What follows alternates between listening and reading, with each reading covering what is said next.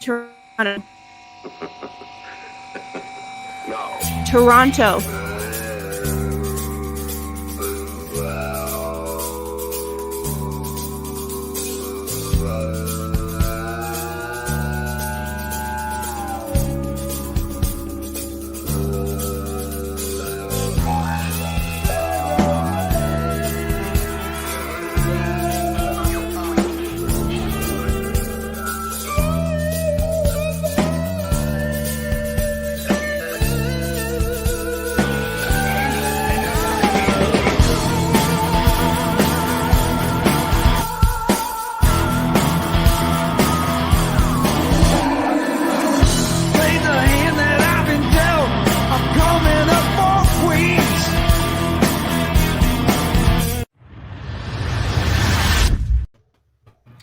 Welcome as always, Metal Summoners. It is Wednesday night. Thank you as always for joining with us. We are so happy to have you. We are so happy to be here, back for another week of the Metal Summit. Welcome back to the Island of Misfit Toys and all the great times that you have had, will have, and will continue to have. As always, I'm coming to you on behalf of all of our crew, all of our staff, and all of the toys. Angel Alamo, the Psycho Steve, Empress Bobby Dreyer, and we are also being joined by Montco radio personality Candy Burton, who is joining us this evening as well. And I am Jay. Thank you guys as always for joining us. But let's bring it right to our guest. We are so happy to have him with us. Frontman for the Scream, Union, the Dead Daisies, a little band called Motley Crue, and singer-songwriter extraordinaire, Mr. John Corabi. Thank you so much, sir. How are you? I'm all right. How you doing, buddy? Doing great, man. Doing great. Thank you so much for taking a little bit of time out of your evening. Yeah, no worries. Absolutely, man. Well, first and foremost, let's jump right into it. You're in Nashville, you said off the air right now. So you're back home in Nashville. But talk a little bit about what you've got going on right now, because, of course, you do have the single. Yeah, Costibella is out. It's been out for about 2 months now. And I'm getting ready to release a second song. Marty Fredrickson's actually got it right now, and he's mixing it. And I should have it hopefully out and in like the next week or so. It's called Your Own Worst Enemy. And just onward and upward. I got a book coming out. Finally got some shows on the books. We're getting ready to go out and start playing again. And, you know, obviously I want to get maybe 3, 4 songs, 5 songs out, and then put my band back together and get out in 2022 and start playing shows. Absolutely, John, 100%. Talk a little bit about kind of getting back out to gigs and stuff like that. I mean, you're very seasoned. You've been doing this a very long time. But when it came to having such a long break of not playing, how did it feel to get back out on stage? And did you feel that you had to do a little bit at home, like even like your own personal rehearsals to kind of get back into the flow of things? Yeah, I had to kind of go back and you know, I had to remind myself of some of the lyrics. I'm like, you know, I'm looking shit up, but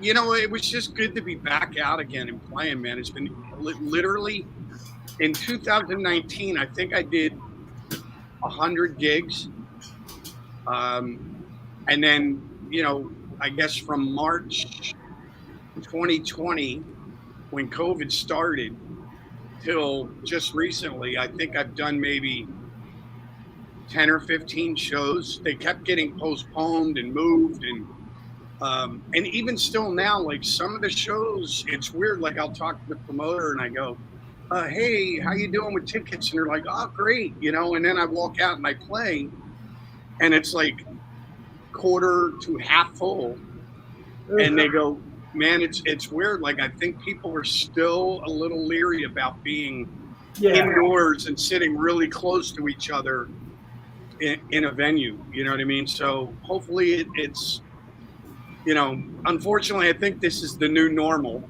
So we'll see what the deal is.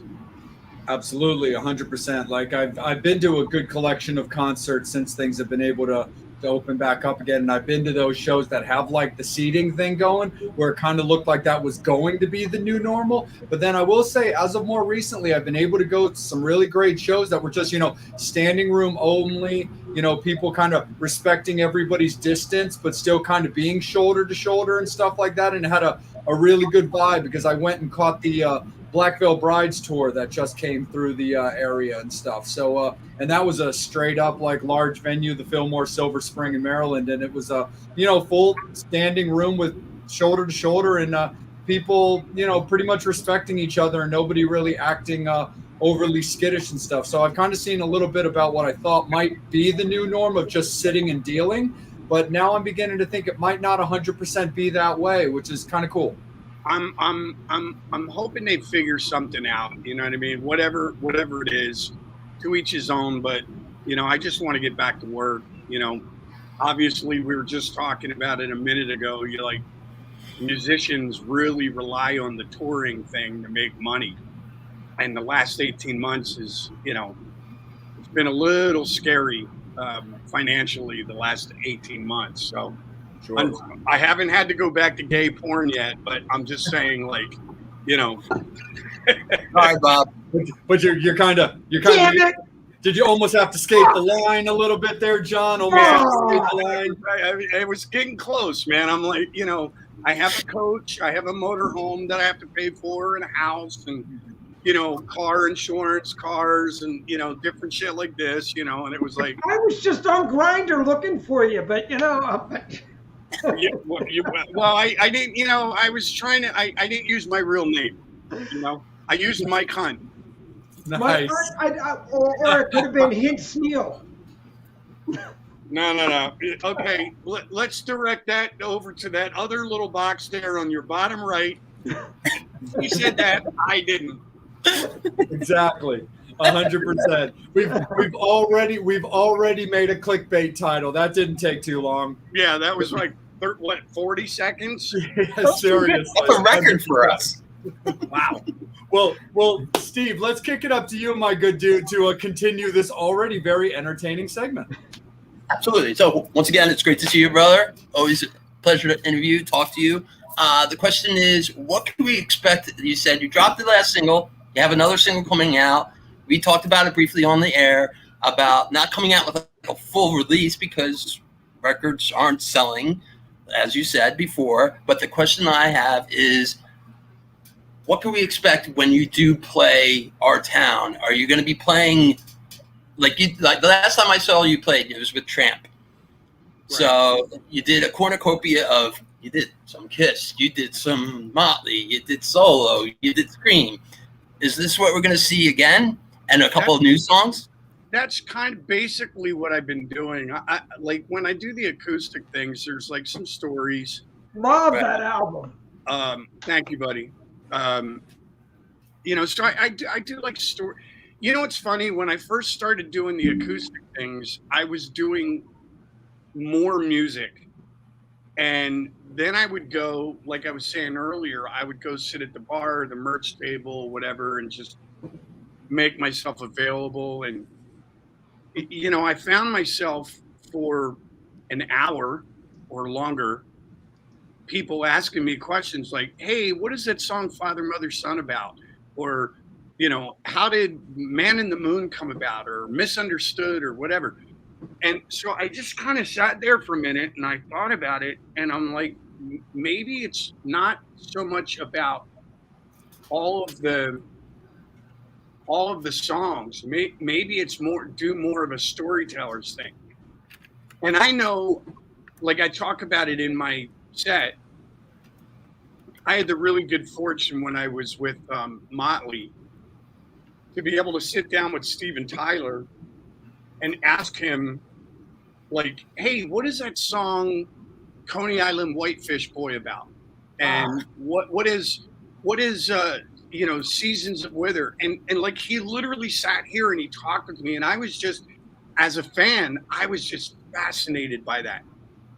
So I decided to just do more of a, do a song or two, tell a story, do a couple more songs, or 2 or 3 songs, talk about how I got into a certain band, or whatever.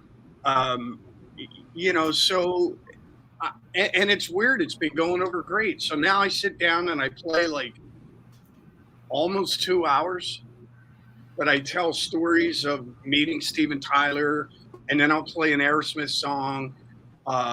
I do like some Scream, some Union, some Motley, some Dead Daisies, some of my new stuff from the acoustic record. I've actually tried playing Casa Bella a few times acoustically. It's still not, a lot of people still don't know it yet, but so it's a little bit of everything, and it really depends on my mood or the mood of the audience. I don't even write a set list. I just kind of wing it as I go. If somebody yells out "Hard Luck Woman," then I'll talk about Hard Luck Woman and I'll play it. You know what I mean? But it is what it is. It's fun. You know what I mean? And it's easy. And it looks like you're having fun doing it, which is incredible also. Yeah, I like doing them, and another thing, I'm sitting here dropping names, but God, when I was doing this Scream album, I actually sat down with Steve Marriott, God rest his soul, from Humble Pie. Wow. And he sat down and he talked with me. He had heard a couple of the songs that we were doing on the Scream album. And he was like, I don't know how we started talking about it, but I said that I write on an acoustic guitar. And he was like, if you can sit down and entertain an audience with nothing but an acoustic guitar, then you have a great song. Yeah. And so I said, all right, you know what, fuck it, I'm going to try it. Let's see if this works, if it translates. And so far, so good. Sweet. Right on. Very, very cool, man, for sure. Bobby Dreyer, let's bring you in, my good dude. A couple things. So let's touch a little base on Scream. So you had Bruce, who was in Racer X, yes, with Paul Gilbert. How did you guys wind up connecting right there?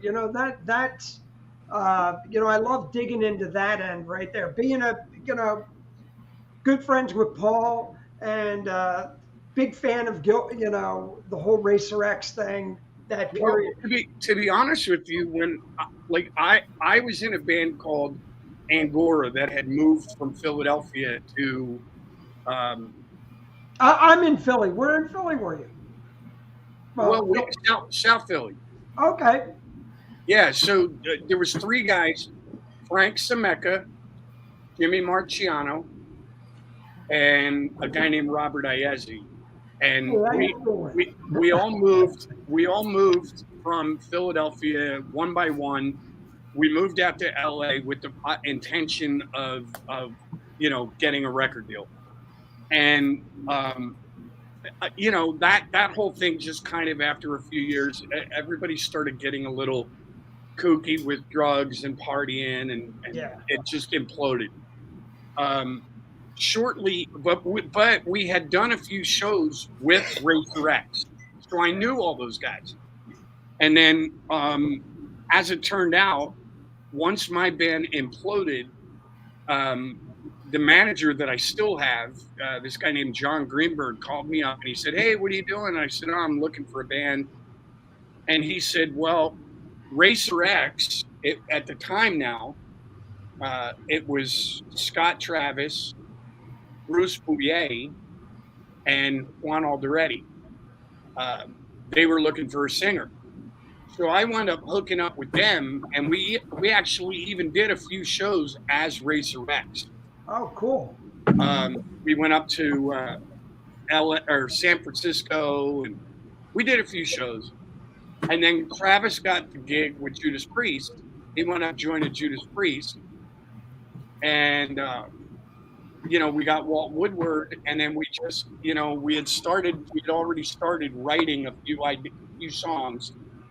Walt joined the band, and we put together like 4 or 5 songs, and we went up doing a showcase. And we actually wound up getting a record deal before that version of the band actually ever did a show. That's awesome. Yeah, it was awesome. So I'm going to circle around on one other thing. You touched on gay porn. So being with Tommy Lee, I need the truth. Is he really that big? Okay, here's the deal. I don't know because I didn't measure it or hold it. But you have eyes. But I can say this: if you've seen the Tommy and Pam video, if you can throw your dick off the end of a boat and it changes directions, it's a pretty big dick. So just leave it at that. Sorry, Candy, just had to go that route. I think we lost Candy like 20 minutes ago. Oh.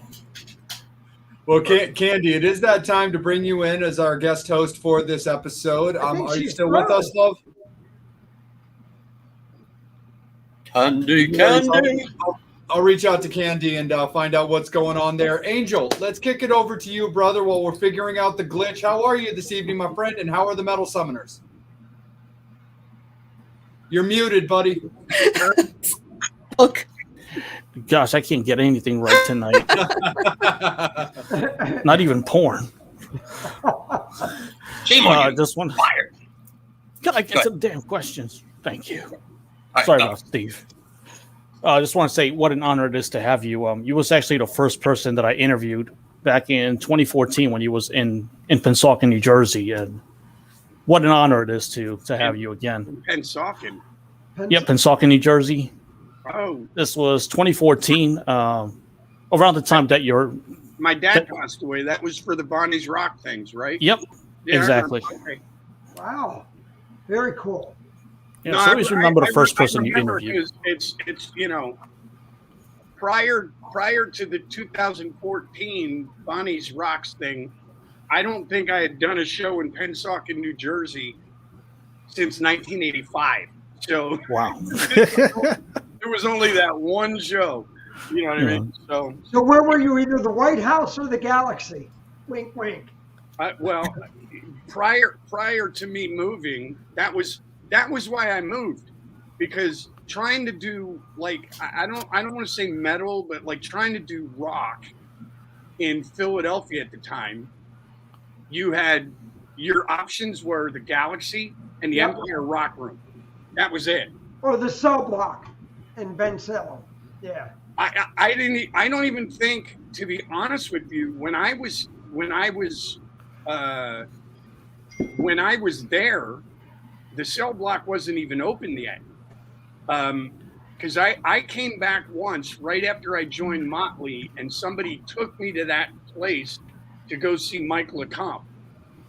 And good friend with Mike. Yeah, they were like, "Oh yeah, check out this. There's a new place. It's up near Woodhaven Road or some shit." And I'm like, "Okay, cool." And we just drove up, and I got so shit-faced drunk I had to stay at a hotel right next door. But whatever. I had never even heard of that place. When I was there was literally, you could go play the cover circuit and go play rock and roll. Yeah. Or if you were doing originals, your only options was the Galaxy or the Empire Rock Room.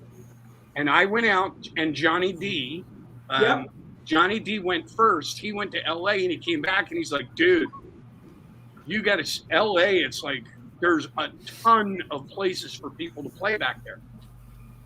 So I went out on a vacation, checked it out, and I came home, and I was like, "Holy shit!" There was the Troubadour, the Roxy, Gazzari's, like all these, the Whiskey, the Country Club, FM station, like tons of clubs. And, so I moved. So, but, I think the last time I did the Bonnie's Rocks thing in Pennsauken for that. And unfortunately, my dad had passed away maybe 2 months before that.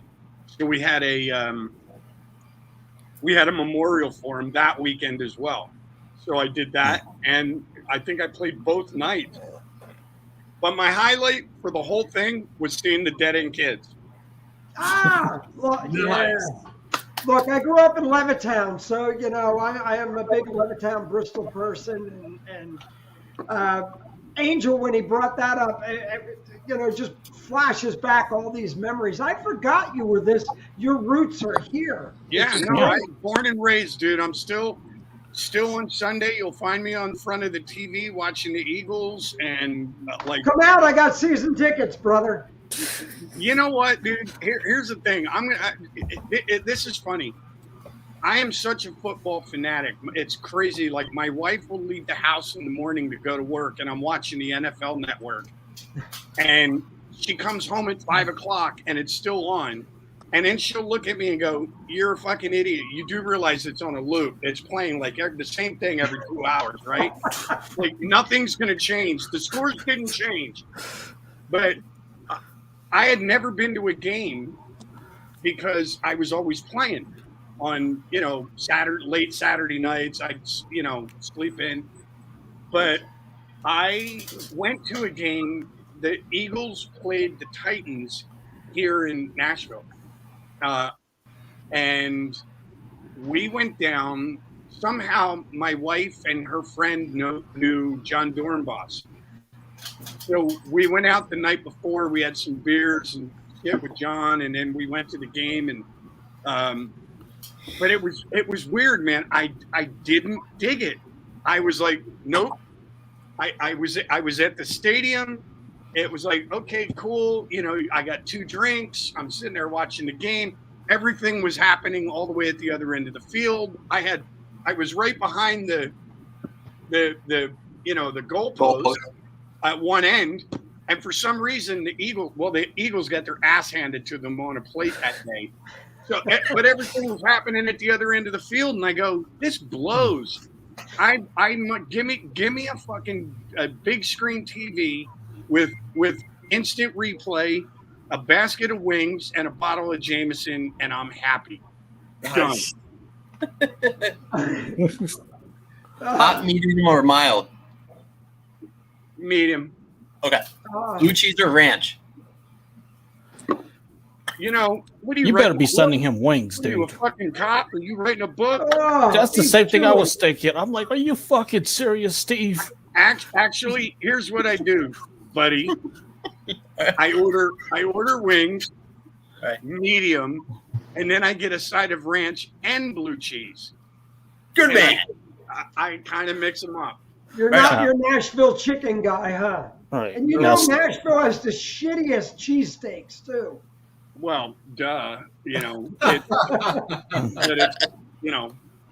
but not.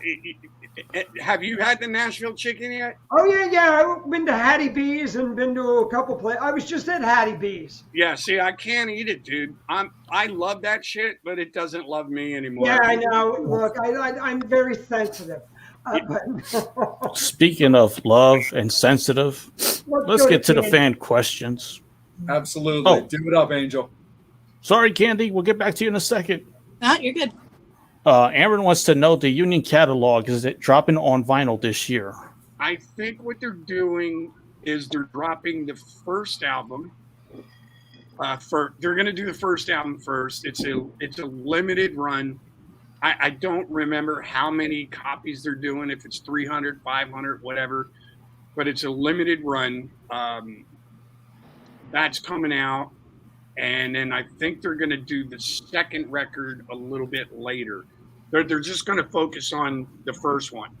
I'm excited about it. It's so weird. Like the Scream record that I did is actually out right now on this company called Lindsley Records. They just did a double vinyl gatefold, new photos, and that's selling really well right now. But it's funny, like all the records I do are like out of print right now. So these labels now are popping out of the woodwork. And like, hey, I'll put it out, and I'm like, I don't give a shit.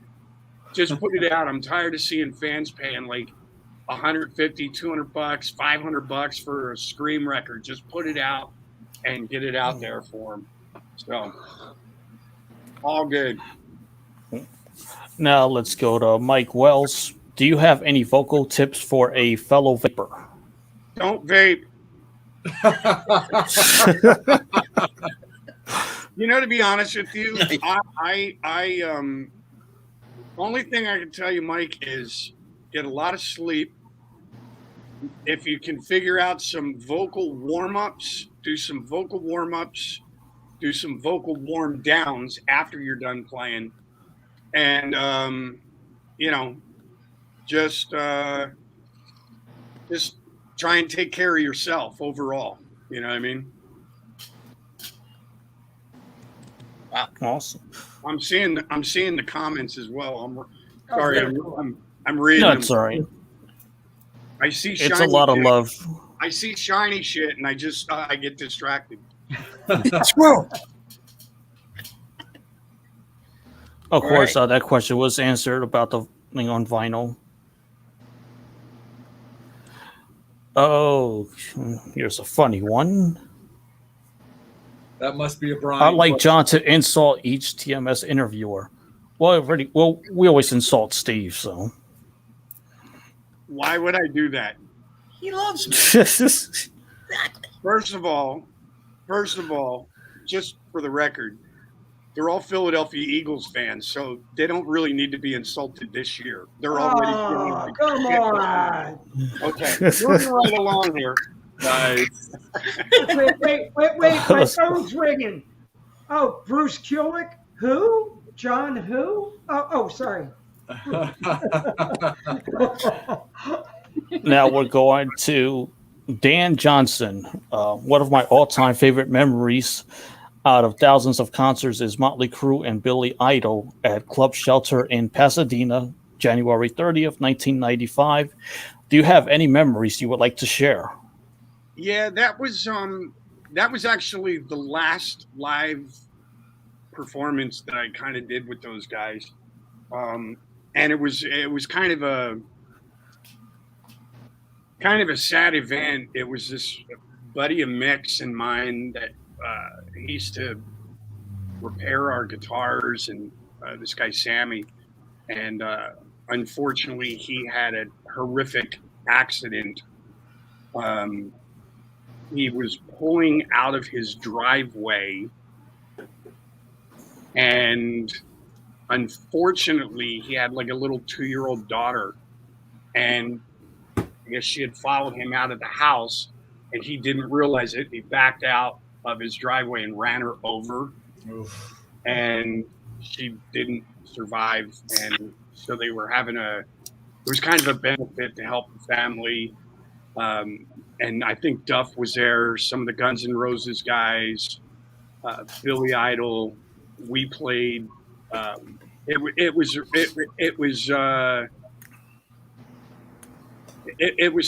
a sad thing, but I definitely remember that show. It was a little heavy that night. But Sure. Wow. And Kevin wants to know about the upcoming book. When will it be available? Well, first of all, Kevin, I know you don't read, and audio, you don't understand English. So I'm trying to do a coloring book for some of my fans, Kevin mainly, but whatever. It should be out in. They're actually talking about doing pre-orders, either sometime in November, December of this year, and it's supposed to come out in April. So cool. Now I know what to get Steve. Damn straight. Exclusive. I'll get him the audio.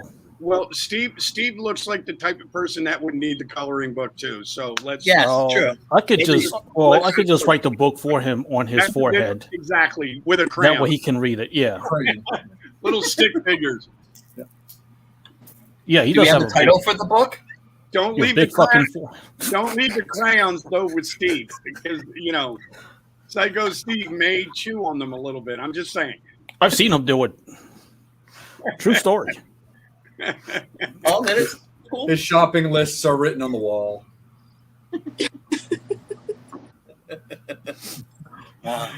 Angel, bring us back in, bro. Question Right. from Rich. This may be the dumbest question. No, the Uber Eats question was the dumbest question. That was a few minutes ago. Out of everyone you worked with, who is your favorite person or group? You know what? All the bands that I've been in, I can pretty much say I have a pretty good relationship with just about everybody that I've been in a band with. And I'm still friends with just about everybody, except one bass player who will remain nameless. But you know, and I don't, again, even with him, I don't have any issues with him for some apparent reason. He's got a hair up his ass about me, but that's another question altogether. I got along with just about everybody in the band, in all the bands that I was with. So that's really hard to say, like, who is my favorite. You know what I mean? That's a kind of a hard question, a dumb question, but a hard question. Well, we got Nerd Halen. They're also going to be on the Monsters cruise. They wanted to know, what's the most fun thing about being an artist on the Monsters cruise? You know what? Honestly, just getting to see some of my pals that I haven't seen, you know, now, fortunately, I did get to play the Monsters on the Mountain maybe a month or so ago. So I did get to see, you know, Tesla and Vince and Well, how much of Vince did you get to see before or after Gravity? I didn't push him. You know, That's not what I heard. Nikki told me, you know, no. Actually, let me clarify. I didn't see Vince. I saw Vince's band. You know what I mean? So, Somebody said it looked like Rudolph. No. but I think it's just fun to, like, you know, because unfortunately or fortunately, however you want to look at it, you know, as musicians, we're constantly touring and playing. So, you know, a lot of times I'll see these guys like on the cruise, and then I won't see them for another year until the next cruise.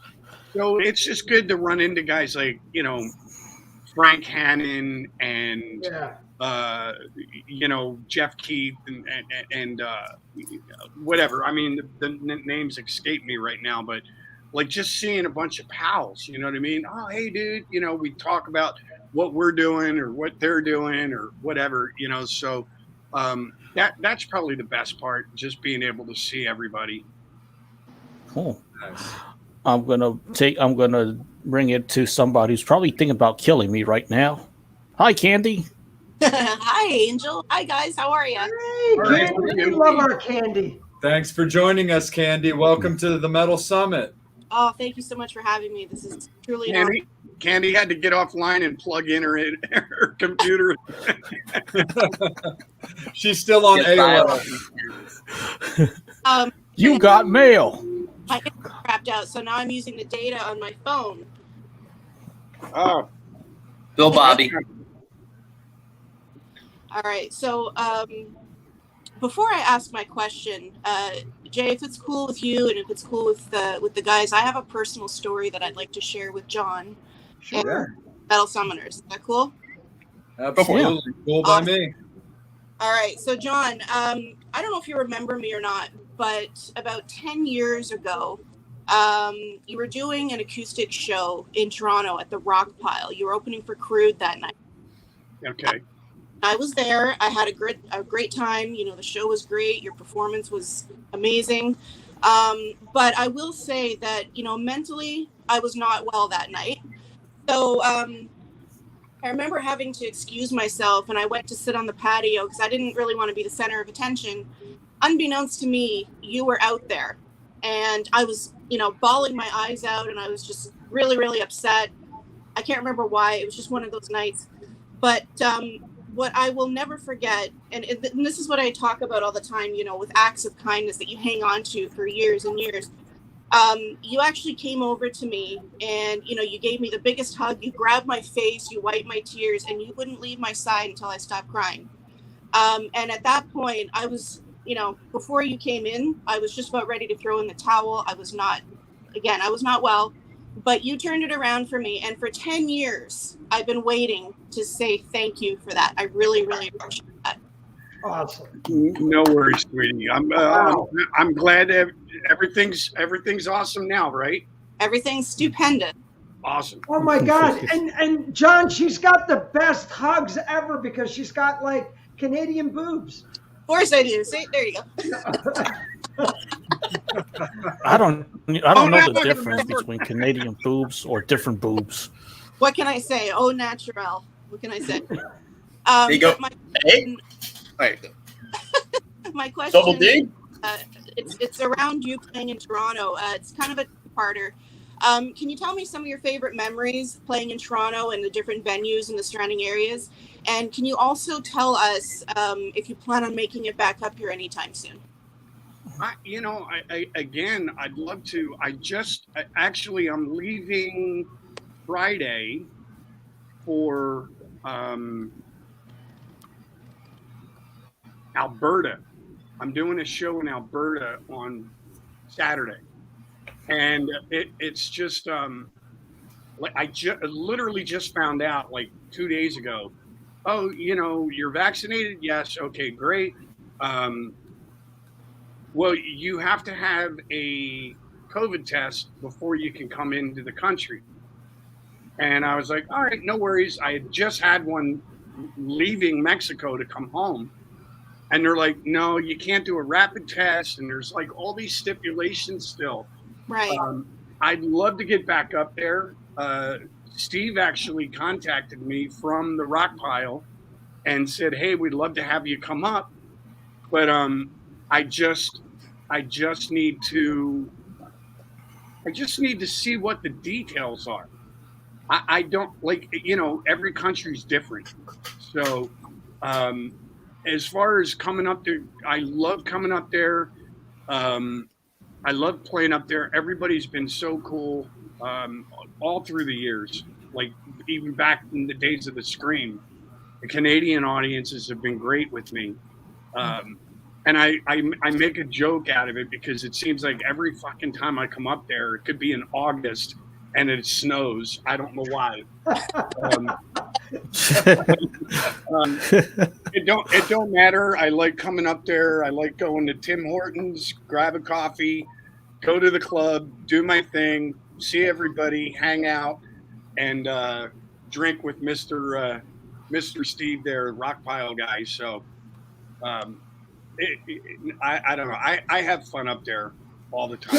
It's kind of like our fucking attic. We go up there and go, ooh, look at this shit. We haven't seen this in a while. You go up there and it's like, you know, finding things, you know, you haven't seen. You know, it's like, Canada's amazing. You know, fucking great musicians. Now, if we could only get Rick Emmett and Triumph and those guys to get their asses back together, we'd be really happy. Well, you know, listen, baby steps, buddy, baby steps. Take it easy. Honeymoon Suite are playing. I will say this: the last time that I was there,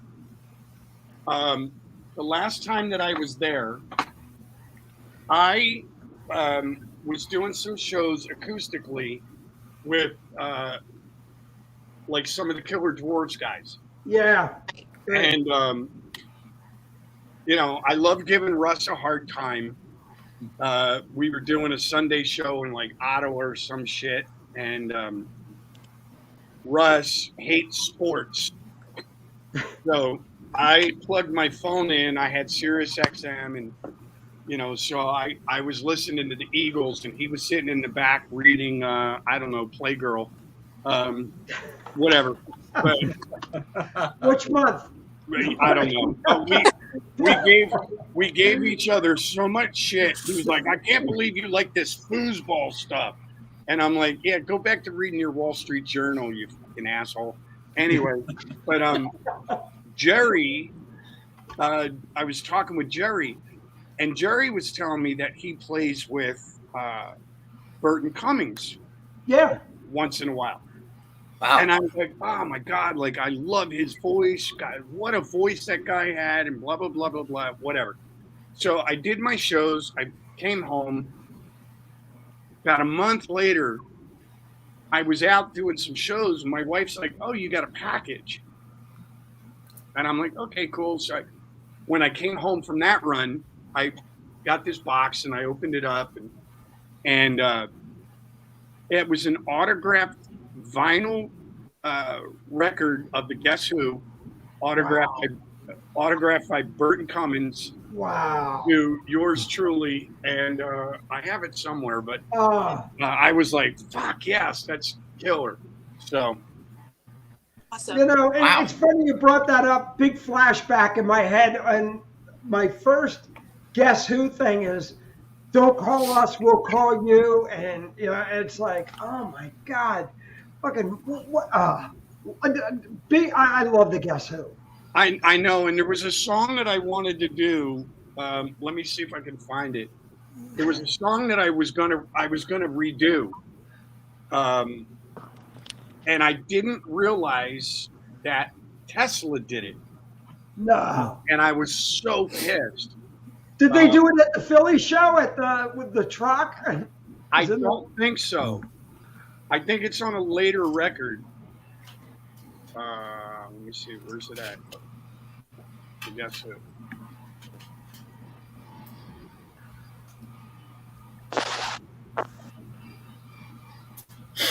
Let me see. I've got it in here somewhere. I didn't know they started out in '58. You know, really blew my fucking mind right there. That's how long they've been out? Yeah, they've been around that long. Wow. I didn't know that either. Yeah, they were. Where's the song at? Where is this? Hand Me Down World. Oh, You know that one? yes. Let me see if it'll play.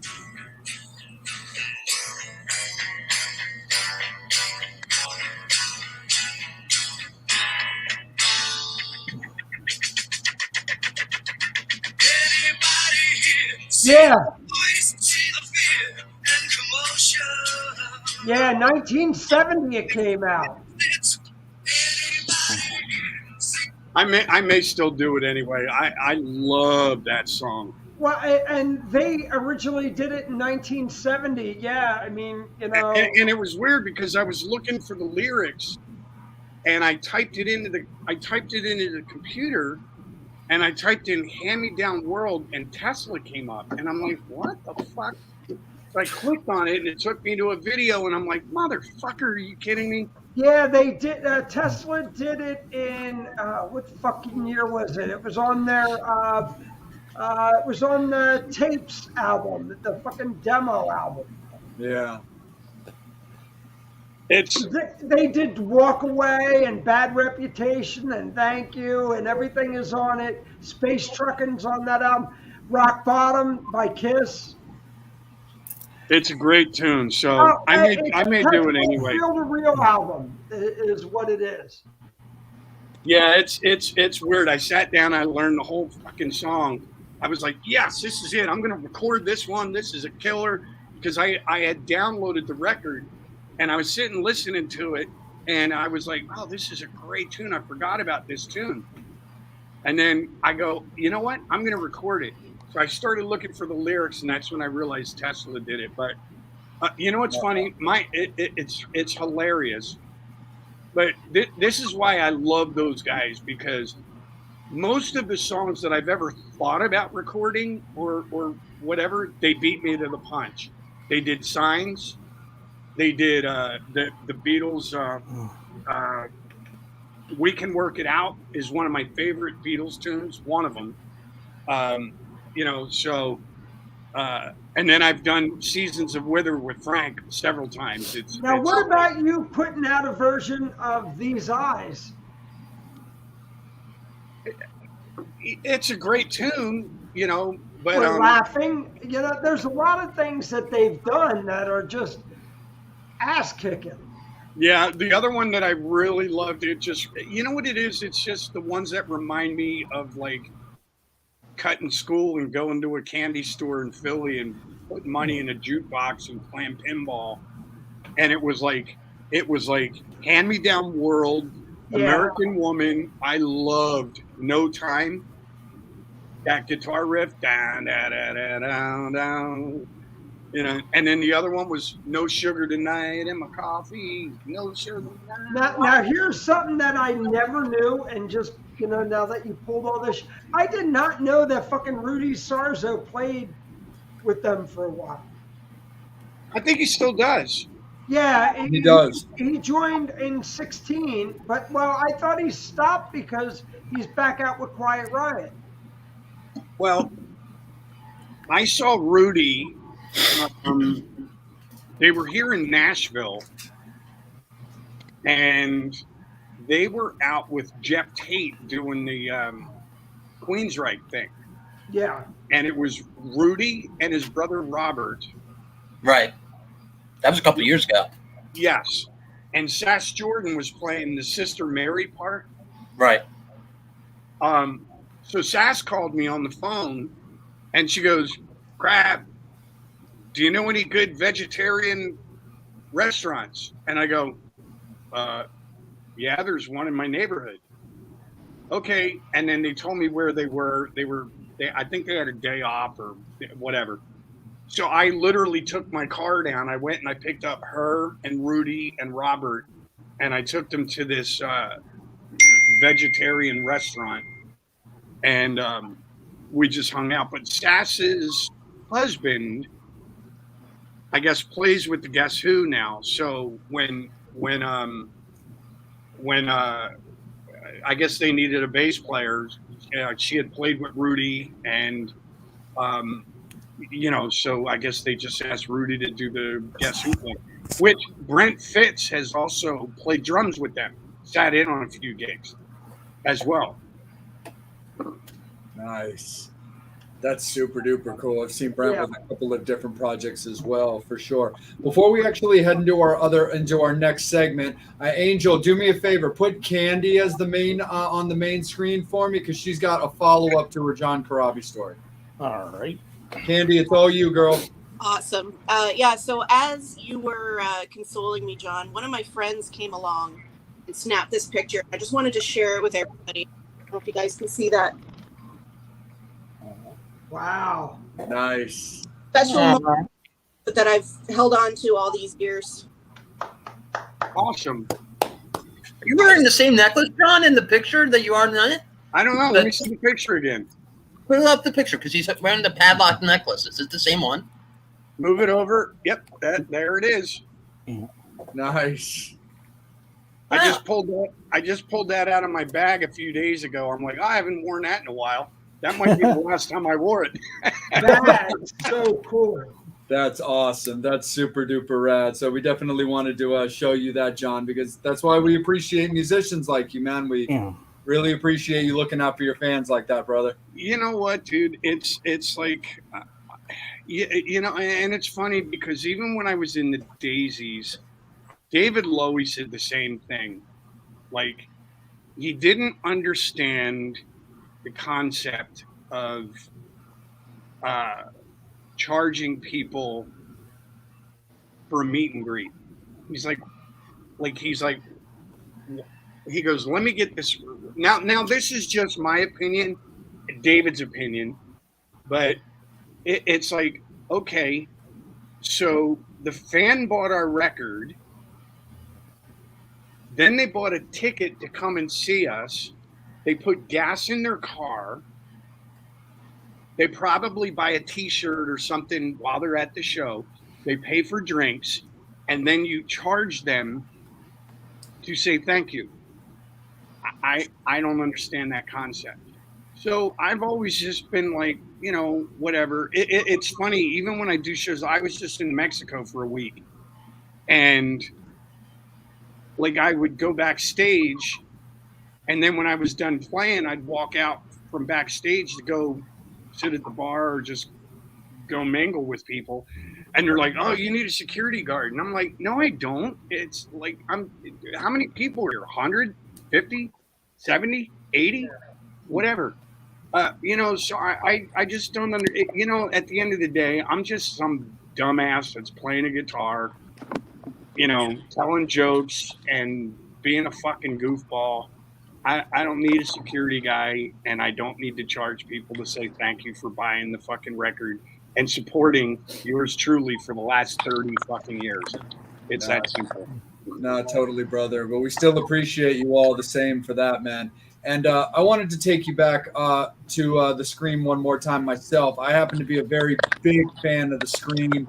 I mean, I've been a Motley guy my whole life, but I loved your work in the Scream that you were doing. So when I heard you were coming over to the band, I was personally very excited about that.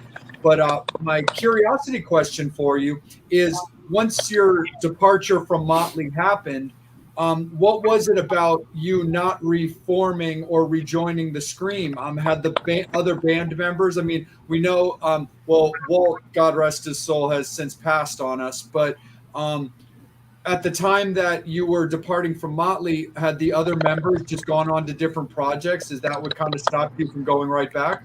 If I can be kind of honest with you, absolutely. There was a bit of a delayed reaction to me joining. Initially, when they got the word, they were like, "Oh, dude, you got to do this. You have to do this thing. If they ask you to join, you have to join that band because, this is a way for you to take care of your family," which at the time, a lot of people didn't realize.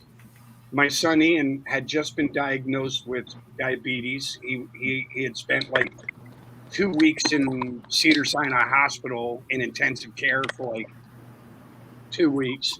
My mother was had been just diagnosed with cancer. So they were very supportive in the beginning.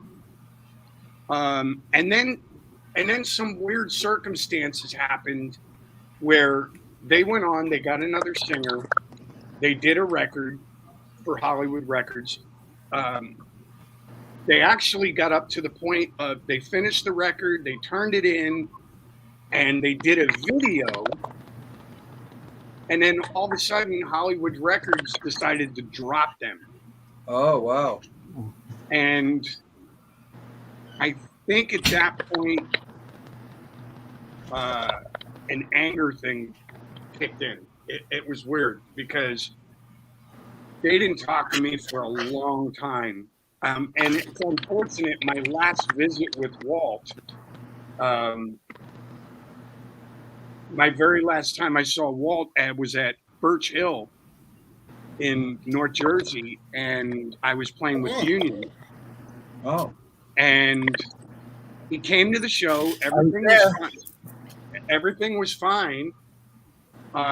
He came backstage. We had a couple drinks together, and then I went on stage, and I started "Man in the Moon," and I dedicated it to Walt and the guys in the Scream. And he literally parted the audience. He literally walked right up the middle of the audience, and he stood in front of me, and he flipped me off, and he said, "Fuck you, you ruined my life."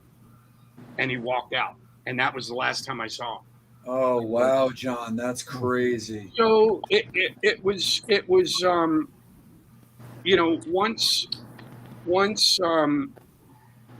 the Motley thing ended, I thought about the Scream, but at that point, none of them were talking to me. I think they were just angry with me, and I had reached out to them, both Juan Alderete and Bruce Bruyere, about possibly writing, and it was just like, yeah, whatever, you know what I mean? So I feel bad about it, but look, man, you know what's funny? Everybody asks me why I've been in so many bands, and it's just honestly, It's the fucking cards that I was dealt. Sure. I was in the screen. I'd love nothing more than to be talking to all you guys about the 15th Scream record or the 20th Scream record. Yeah. You know, I would have loved that. But who knew I was going to get a call to join Motley? Mm-hmm. Who knew that Motley was going to bring Vince back? Like Union, we put Union together, and the only thing that, like, Union never split up. We never called it a day.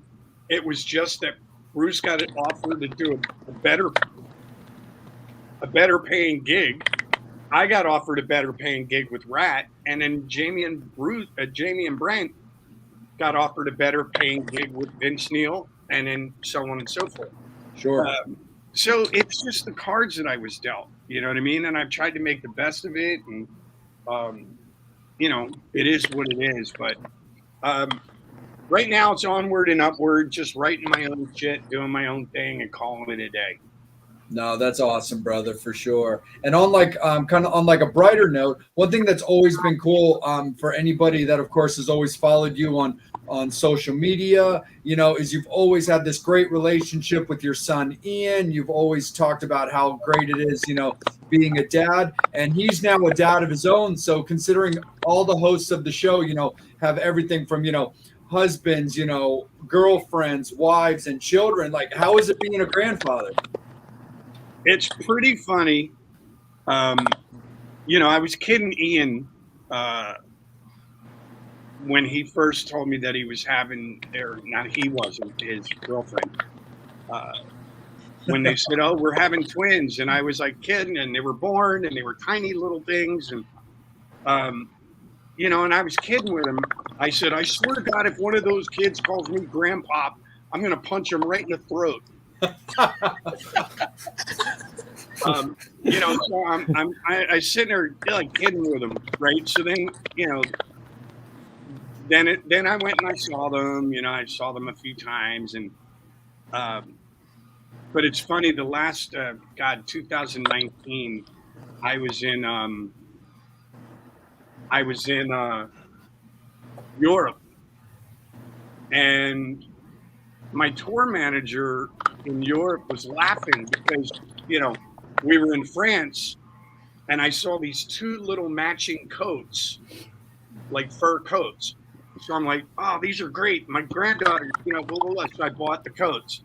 Then I saw two little hats, and I bought the hats. Then I bought some shirts. Then I bought some shoes. Then I bought some toys. And then the whole time, I have this thing with my wife. Wherever I go, I buy her a refrigerator magnet. Nice. She loves refrigerator. So I do that. And my fucking tour manager's laughing. He goes, "This is fucking hilarious, dude." He goes, "You literally had to buy another suitcase for the shit that you bought for your granddaughters." He goes, "How's that grandpa thing working out for you?" And then I gave Ian the suitcase, and him and his girlfriend were just laughing their ass off. And they're like, you know, they're like, "Yeah, grandpa." Now it's funny. My phone will ring, and it's FaceTime, and it's the girls. Like they'll talk to Ian and go, "We want to see grandpa." So I get on the phone with him, and I'm like, "Hi." We're like, whatever. It's listen, man, you're ruining my metal image right now. That makes you more metal. Are you kidding me? Oh, yeah. Dude, you're metal to the core, John. No, totally. We appreciate you, man. We really do. And thank you so much. I have to show you. This is. I do have a little bit of an edge with my granddaughters. I have to show you this. Okay. Hey, John, real quick. So I just sent Mike LeCompte the note. He's playing at Nick's Roast Beef in Northeast Philly right now. He said as soon as he gets off, he's going to chime in. He'll call me, and he just wants to say hi. Okay. I would love to say hi to him. Nick's Roast Beef. I'm like, ooh, big jump from the Tangier days. Hey, we're all doing. You know, one more step, dude. We're doing bar mitzvahs and weddings. So. Oh, look, I'm gonna do a brisket. We got Steve. I'm like ready. You know, give me the sliced peepees. So I have to tell you guys, like this is my idea of being a grandpa. For sure. So I have a motorhome, and we go over by the lake once in a while. Get right here, like 10 minutes from my house. And Ian and everybody comes over, and I have a barbecue and we grill out. We watch Sunday. I have an outside TV, so we watch football games. And obviously, there's some drinking involved and goofiness. Well, one of my granddaughters fell asleep on a blanket, and I had to take a photo and post it on Facebook. But this is when they were younger. I don't know if you can see. Hold on. Oh, nice. Oh, no. With the JMO bottle. nice. Yeah, so I posted that online, and I said I took my granddaughters to the lake. We had fun, and everybody was like, "You're sick. You're twisted." I go, "Yes, I got it back." You just redeemed your medal. Yes. Absolutely. It's What a back quick on turnaround. 100%. Horns up. Well, Psycho Steve, let's kick it up to you, buddy. It's all you now. All right. So, which granddaughter did you punch in the face that called you grandpa first? Okay. No. All right. So, you said you recorded that song, the last song, and the new song, and you said we talked off in the air a little bit about a full-length band. Who's in the band? Do we know these people? Yeah, it's my son is the drummer. Right now, I'm waiting to see what everybody's schedule is like. Like I said, I want to get a few songs out so that people get familiarized with Casibella and this new song that I'm putting out. And then I really want to sit down. One of the things that I think I've kind of been a little bit lax on is really putting together like a show. I always kind of go out and I just kind of fuck with people in the audience and whatever, just have fun. But I really want to put something together, like a scaled down version of what you would see at Madison Square Garden. Like, I want a backdrop, I want a vibe, I want, all the guys in the thing, and I want to do just complete A to Z, everything John Corabi, and then 3 or 4 new songs, and get out there and start playing. I want to do it right. So, Hey, John. Yes. You're in Nashville, so and these guys know. Look, we've had a gentleman on the show who I'm very close with, and you probably know him as well, Mark Hudson. Mark, worked with Ringo and everything. Yeah. I'm very close with Gary Burr. Gary's in Nashville, great singer-songwriter. You and I should connect with Psycho Steve and that. But I love where you're going with this, and there are people right in your backyard who can help you out with this. Yeah, I've got it right now. The hard thing is, like, my guitar players, Phil and Jeremy, are they've been working with Gene Simmons. They've been working with Ace Frehley. They got a thing called the Talisman. Phil's also in Accept. Then my son he's playing with a band called Rehab. And I just want to sit down and just, I want to see where they're at. And now the other thing is, one of the things that I would like to do is I would like to find a guitar player that plays really good guitar and really good keyboards. Obviously, Casibella's got keyboards in it. But I went back and I looked at it, like, I've got some songs. Hey, real quick. Wait, here it is. Hey, Michael. Hold on one. Oh, let me see if I got it. Mr. LeCompte. Can you hear me?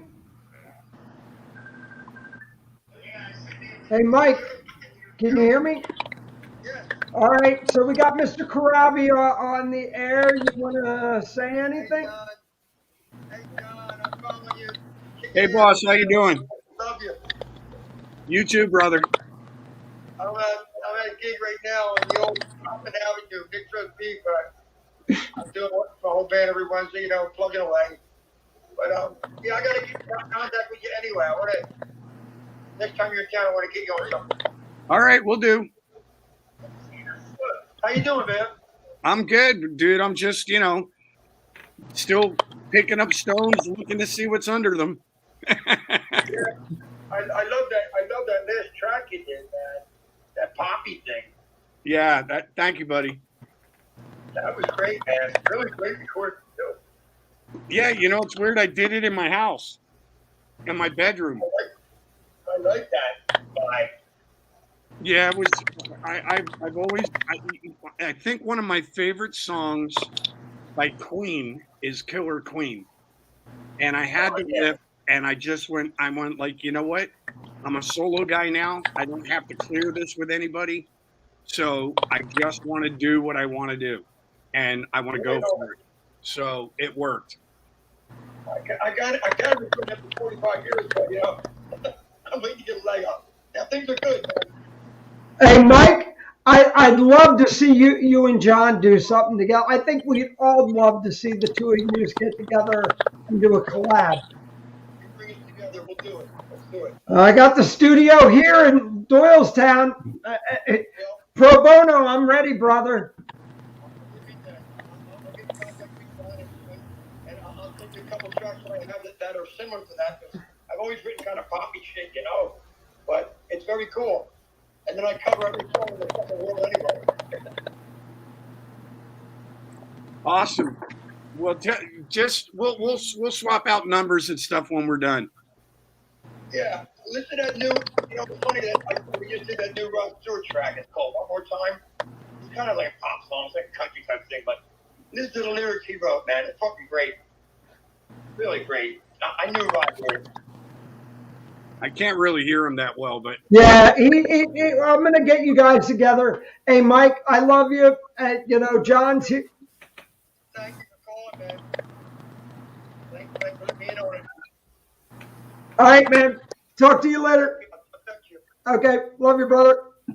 That's super cool, man. That's right on. Bobby, I'm going to jump in real quick because I'm actually going to Sure. kick it over to Angel because we've got fan questions stacking up. So, Angel, let's kick it back over to you and the fans, buddy. All right, I'm going to do it the lazy way and just start from the first questions last, or whatever the hell I'm trying to say. Okay. Question from Brian. If you could bring a venue back that no longer exists, what venue would it be? what city are we in? Philly. Let's bring back. Need to bring back the Gasworks in Toronto. That would be nice. Or Heaven.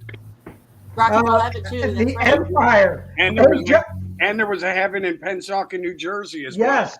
Let's bring them both back. Hey, John. So the Empire, I got to ask you. I'm going to mention one name, Lori Gallagher. That's all I'm going to say right there. Wow. That's a name I haven't heard in a while. That goes way back. And how did you get your gig? No. No, there. You know what? I'm just gonna say perseverance. Yes. Put it that way. And I'm still itching from that gig. Yeah, those shows at the, you know, that's so long ago, dude. It's like hard for me to remember any of that shit. We're Mark Evans, Reggie Wu, all the guys from Heaven's Edge watched the show. We all been in that boat. You know, I just saw Mark and Reggie a couple of weeks ago when I did that Monsters on the Mountain thing. Yeah. We actually rode back in a van together to their hotel, and we were just reminiscing. I was telling him, Reggie's like, "Oh, you did a book," and I go, "Yeah." And then I was like, "Oh, you're in the book, dude." And he goes, "What?" And I said, "Yeah." I said, he didn't remember until I told him, but I was trying to do the original thing, original music, and I needed a job. I was like, fuck, not, man. Because I didn't want to get locked into doing the cover thing. Once getting into the cover circuit in Philly was like joining the mafia. Like once you were in, you can't get out. Like was there. And so I just said, fuck it. I quit the bands that I was in, stopped doing the covers, and I needed a job. And Reggie's like, oh, hey, dude, I work for Hertz Rent-A-Car down at the airport. And I was like, what? He goes, yeah, just go down and see this guy, Ed, this black dude named Ed, and tell him I sent you down. And I went down, and I literally went down, and they hired me on the spot. And I was like, oh, thank God. Awesome. Nice. Right on. Angel, let's stay with you, bud. Oh, your favorite cartoon? Tom and Jerry. Nice. I like the violence. We all do. He's so metal. Michael, any chance of Union doing anything in the future? I'm not going to rule it out. Like I said, we never really split up, but it really depends on Bruce's schedule, Brent's schedule, Jamie's, mine. Bruce and I talked about 3 or 4 years ago about, hey, man, we should, go out and maybe do some shows or something. But it was like, the only way I want to do it is if it is the 4 original guys. I'm not interested unless it's Jamie, Brent, me, and Bruce. And we would seriously it would have to be a time when we were all off for a few months where we could get into a room, rehearse everything, and then go out and do, not like a long tour, but just maybe 10, 15 shows to see where the audience's interest level is and go from there. Okay. And question from Angel Little. How different do you think the Monsters of Rock will be this year compared to previous years, since normally it's such an intimate experience?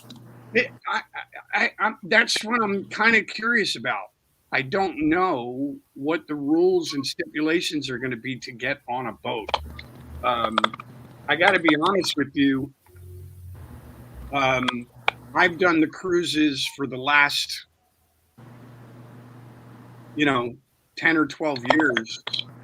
And it's really interesting because you have people from all over the world coming in the dead of winter. It's like February.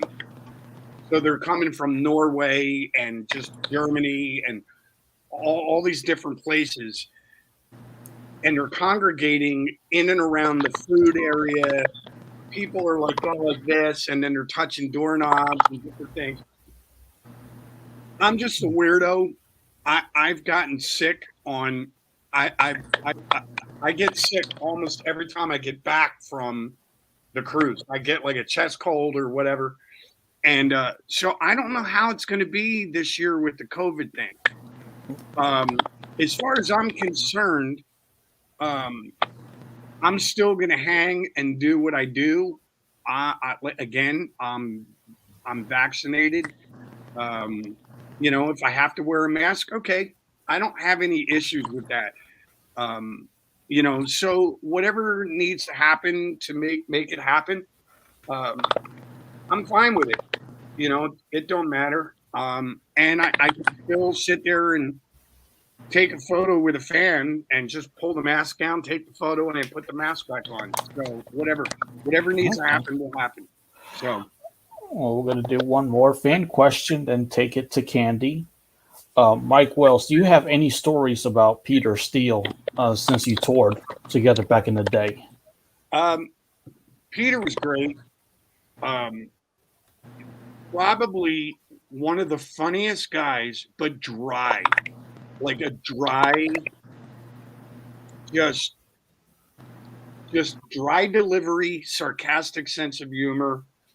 And I remember when they came out on the road with us, they were the first band. So a lot of times they would go on in these outdoor amphitheaters at like 5:30, 6 o'clock, 6:30, whatever it was. And in the middle of the summer, it's still sunny out. You know what I mean? And also being the first band, not a lot of people were in the venue. And I just remember him, every night he had this table next to him with a bottle of red wine, and he would take a sip of the red wine and he would walk up to the microphone and go, this is the greatest lawn that I've ever played to in my life. And then he would go into a song. It was awesome. But take it to Candy. That's so awesome. Go ahead, Candy. It's all you, girl. Oh, I know you enjoyed that last segment there, Jay. Oh, trust me, we were not going to not talk Typo Negative because I am well aware that they were on that tour. So I love the fact that the fan asked that question. There you go. Awesome. Well, John, so we touched on Union very briefly. Obviously, you know, you working with Bruce Kulick, and then also the Eric Singer project. And being a big Kiss fan, I got to know what it was like to work with those two guys. You know, it's funny, like, not hard at all. I mean, if you've ever sat down and talked with Eric, he is probably one of the funniest, most sarcastic goofballs that I've ever met in my life. And Bruce, you know, Bruce is really funny as well, you know, and thank God for his wife. we literally just sit there and, you know, we literally just razz each other the whole time. You know what I mean? It's just like I can't even think of anything offhand right now, but it's just all practical jokes and winding each other up, you know, because there's a bit of ego with all of us. And, you know, but Eric will come down. He'll come down into the van. Like we would travel Europe together, and Eric would come down into the van, and he would elbow me like he was just gonna fuck with Bruce. And then he would go, "Hey, does anybody else did anybody else get a hotel room with a jacuzzi tub in it?" And I'm like, "Yeah, I got one." And then Chuck Eric would go, "Yeah, me too." And then Bruce is like, "What? You guys got jacuzzi tubs? That's fucking..." And then he would turn and he would just start going after the tour manager like, "Dude, I have a jacuzzi tub in my room." And then we would just start laughing. So it's just all a bunch of shit like that, you know, just winding each other up. And, you know, it's just fun, man. It's just fun. There's egos, but not really out of control bullshit egos. You know what I mean? Right. So it's a lot of fun with those guys. And then sort of a follow-up, if you guys don't mind. Please. No. So, just don't make any bets with us. No, I'm just going to make a bet with you, and you know you're going to lose every time, Angel. Let me back away from the computer. It's getting a little tricky. Yeah, but you know, it usually calls for clothes coming off and whatever, and somebody losing their underwear. I seen a porn film start that way. Okay, let's get to the question, Candy. Yeah. Perfect. What artists, musicians, who do you want to collaborate in the future that you have not been able to collaborate with yet? You know, I'm kind of digging the freedom. I'm kind of digging the freedom that I have right now because the thing that I love about being in a band is that I can rely on other people for ideas, like if I get stumped. But the thing that I'm loving now is that I don't really have anybody filtering anything that I do.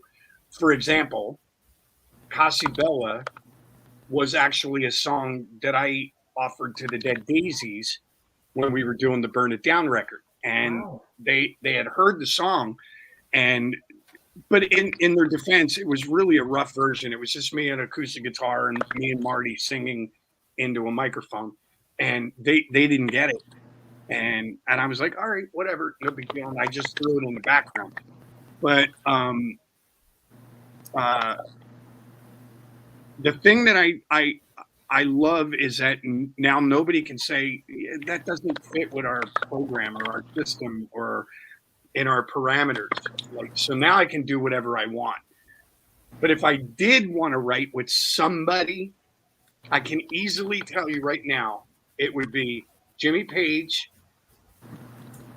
Paul McCartney, and Steven Tyler. Those any one of those three guys, I would love to sit down and write with. Nice. Wow, amazing. Jay, all you, babe.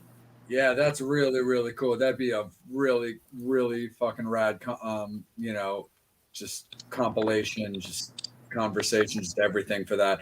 So, John, you touched a little bit about Post-Union when you were playing with Rat, and that kind of like triggered me kind of wanting to ask you this, where, the majority of the bands that you have, played in with all these, great talents, all these different kind of personalities, you were still usually always the front man of the band, whereas with Rat, you were the guitar player dominantly when it came to playing with Rat. Just talk a little bit about like playing in that gig, playing those songs, and then doing some writing for what became the Infestation album. To be honest with you, they initially asked me if I would be interested in singing for them. Oh, cool. But I actually ran into Bobby Blotzer at the time it was called the Key Club, and he was telling me like, "Hey, we need a singer," and I'm like, "Nope, not interested." Bought that shirt with Motley. I'm not interested in buying the Rat shirt. No. Mm-hmm. And then I was talking to Robbie Crane the following day, and Robbie was like, "Yeah, we need a singer and a guitar player."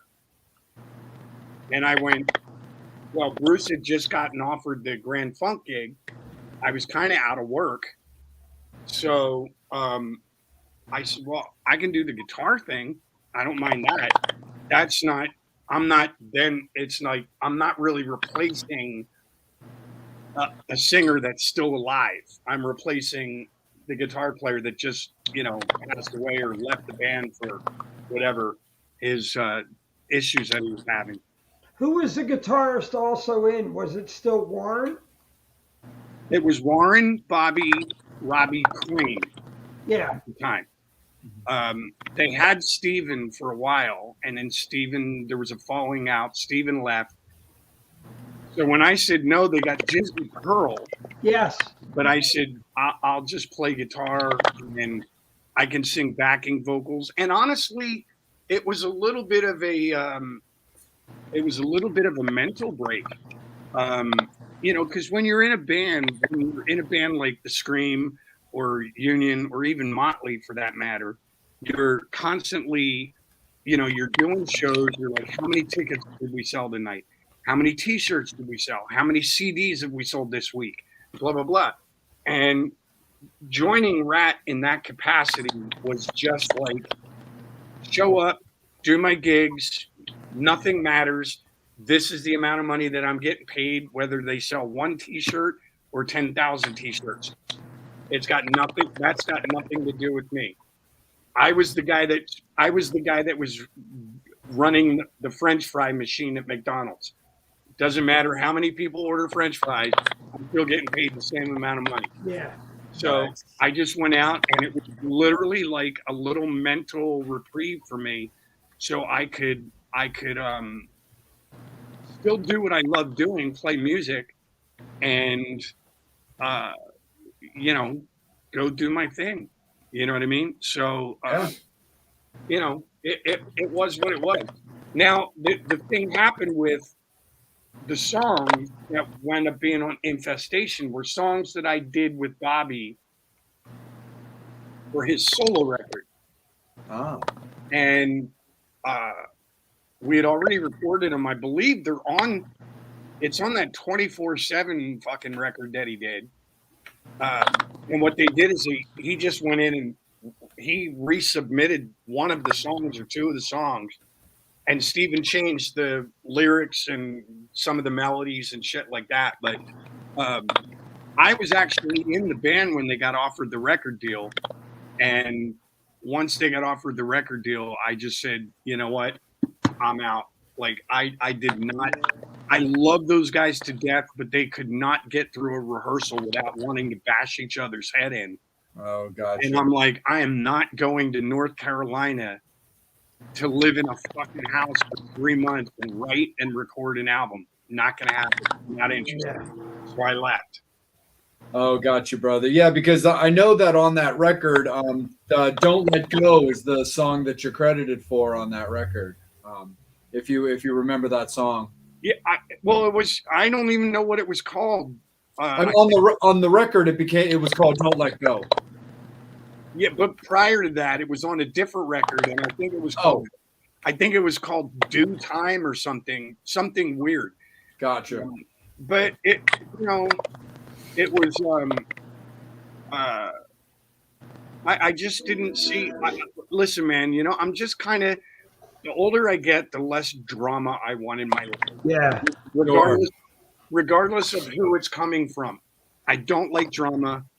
I'm a musician. I'm not a politician. I'm not a brain surgeon.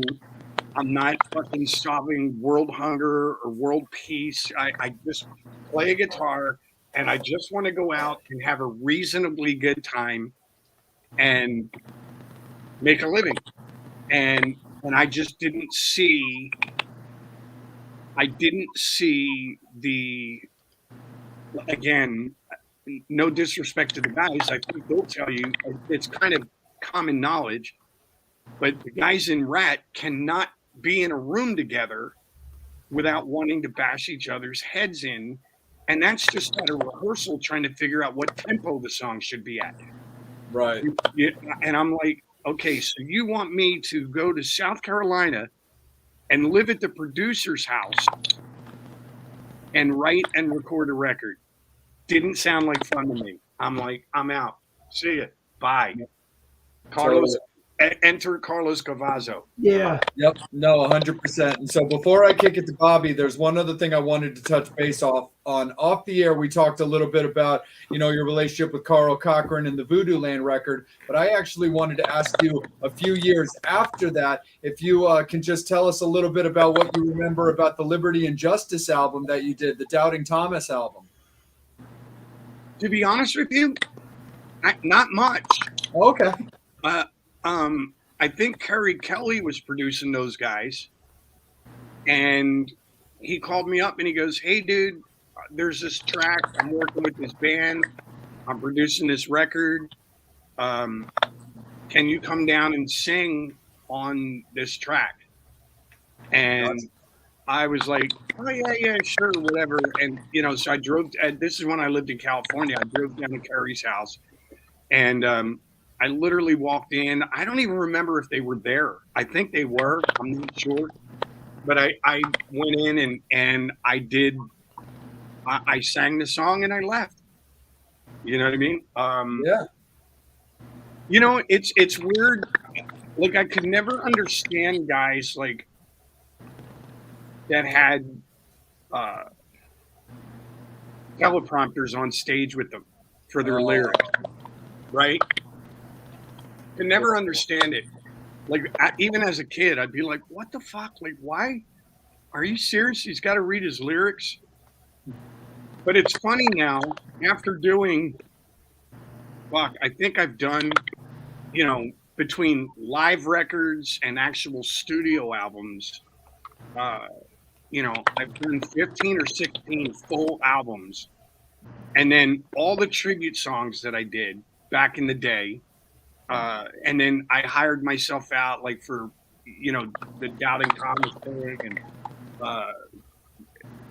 And there's another band that I wrote a song with called Cinder Road and, Rat. Like, I don't even have, like, I was just looking like I'm constantly updating my list at the Library of Congress or on BMI because I go, somebody will play me something and I go, oh my God, I fucking totally forgot about that song. Completely forgot about it. Let me, and then I call my accountant or my manager and go, hey, by the way, I did this song in 1999 and I completely forgot about it. And, here it is. I did stuff for Mark Ferrari. He was doing a lot of movie soundtrack shit. I did stuff with Fred Corey. Fred and I did a thing. It was a Motley tribute record. We did Home Sweet Home. And then Fred and I sat down and we wrote a song for the LA Kings. And I'm like, I forgot about it. You know what I mean? Absolutely. Yeah. So I'm like, now I'm getting to the point where it's like I go on stage and I actually have to reteach myself the lyrics. And I'm sitting there on stage sometimes. I'm literally walking up to the microphone going, oh my God, what's the lyrics? What's the lyrics? What's the lyrics? Boom. And then they come to me. But I'm like, I think I might need to get a teleprompter. At some point, I mean, if you think about it. Hey, John, we're getting at that age, look, I almost even forget to wake up in the morning to pee, thank God for defense. Listen, I'm just going to say this right now for the record. You cannot say to me, we're getting to be that age, because I guarantee you I'm the oldest motherfucker in this room right now. Well, okay, you were born in 59. I'm 64. I was born. Yeah, when the Beatles were king. Yeah, but look, it's that thing that but we got to see all the cool bands and be in them. Yeah. This is true. Absolutely. That's definitely a fact. Real quick, fans, we do have John for a little bit longer, but it is last call for alcohol, guys. So please get all your comments, questions for John into the section. So when we kick it to Angel, you can read them off and we can get all of your final questions and comments answered by John. So like I said, last call for alcohol, guys. We do have John for a little bit longer. But Bobby Dreyer, let's keep it rolling with you, brother. And Candy. I'm going to roll with you for a good friend of ours who's always on the show, Mr. Matt Porter. I took him for September 1st, 2016, when you guys opened up for Kiss in Allentown. Great. But that really what I want to go into is you talked about Bruce, but ESP, everything with Eric Singer, and your ties with Eric right there, who is probably a sweetheart of a guy. I mean, he and Tommy Thayer, they get a lot of shit, but oh my God, the hardest fucking guys working in the industry right now. And your band at that time, with you having Doug Ulrich, Brian Tichy, Marco playing, it was like, oh my God, you guys were a powerhouse. Yeah, it was definitely fun being in the Daisies. It was a great band. But the work, the output was insane. I mean, if you think about it, I was with the band from 2015 to 2018. I left I gave them my notice in 18. Yeah. And in 3 years, dude, we did, 5 records. We did three studio albums. And then we did a world tour on the Make Some Noise Make Some Noise tour. We did a live album. And then it was like constant touring, constant output, and I just needed to take a little break. Hey, John, let me ask you this. I heard the interview with David and Eddie Trunk, and I just want to get a little bit. Look, I've done a lot of shit with. I don't want to say shit, but okay, it was with David Fishoff and Rock and Roll Fantasy Camp, and that you being in the Dead Daisies. Was it very much the same thing? Here you had a guy that nobody knew who could afford to bring any musician he wanted in. And basically, was it that? Was it a toy for him? No. Listen, let me just tell you something, and because that not your question, but just overall in general, people have said some shit about David that I didn't appreciate because they're like, oh, just some rich dude, and it's like his hobby. Do you know Well, what I mean? that's what we all want. Look, I've been with Bischoff, and I've seen what he did. Let me He fucked explain. with musicians on that end. Bobby, hold on a second, Bobby. Now the thing is, I can tell you this right now. David Lowy is an incredibly, like, I've never seen anybody work as hard as this fucking guy does. And I will say this. The guy, his story, you got to look him up, dude, because just hear me out for a minute. His shit, his story, his background, his father started this, like, supermarket, like malls, the Westfield malls. His father started that whole empire with a fucking fruit stand. Wow. In Australia. And he built, and then David got involved, and then all the brothers got involved. David has always been a musical guy. Like, he loves playing guitar. He loves the Beatles. He loves a lot of Australian music. But he put his shit aside and he went into the family business. And then later on in life, he's very well off, and he decides, I'm going to put a band together. Now, the Dead Daisies wasn't his first band. He did some shit, and he met Marco Mendoza. And then he was talking to Marco like, hey, I want to put a band together. He had just left this band that he was working with. He met Marco. Marco suggested a few people that he should put a band together with. Now, the thing that's funny about that guy is we would go on tour. He definitely treated us well. We traveled well, but at the bottom line of it is David would literally be in the lobby. We would go sound check and sound check everything. We would do the meet and greets. We would do the acoustic shows. Then he would go back into his room, in the dressing room, and he would literally just sit there and practice his guitars, practice scales. He would write little ideas and put them on his phone, and all the shit constantly. Then we would do a 2-hour show. Then we would go back to the hotel, and he'd go, hey, Crab, you want to have a cocktail? Okay, cool. We'd sit at the bar. We'd have a drink for an hour or so after like 1, 2 o'clock in the morning. David would go upstairs and go to bed, sleep for 3 hours, and then he'd be up on the phone at 5 or 6 o'clock in the morning doing business in Japan and Israel and all these places. And then he would do that for 3 or 4 hours. He would go back to sleep for another couple of hours. He'd get up, he'd have some coffee and eggs, he'd be up with us, and he'd repeat the whole thing. Constantly on the phone, constantly doing shit. He had his band phone and his business phone, and he was constantly doing shit. And I just sit there and I go, as a musician who just went through COVID and didn't get to work for 18 months, I would love nothing more to have some sort of business acumen that I could also fall back on and still do what I'm doing.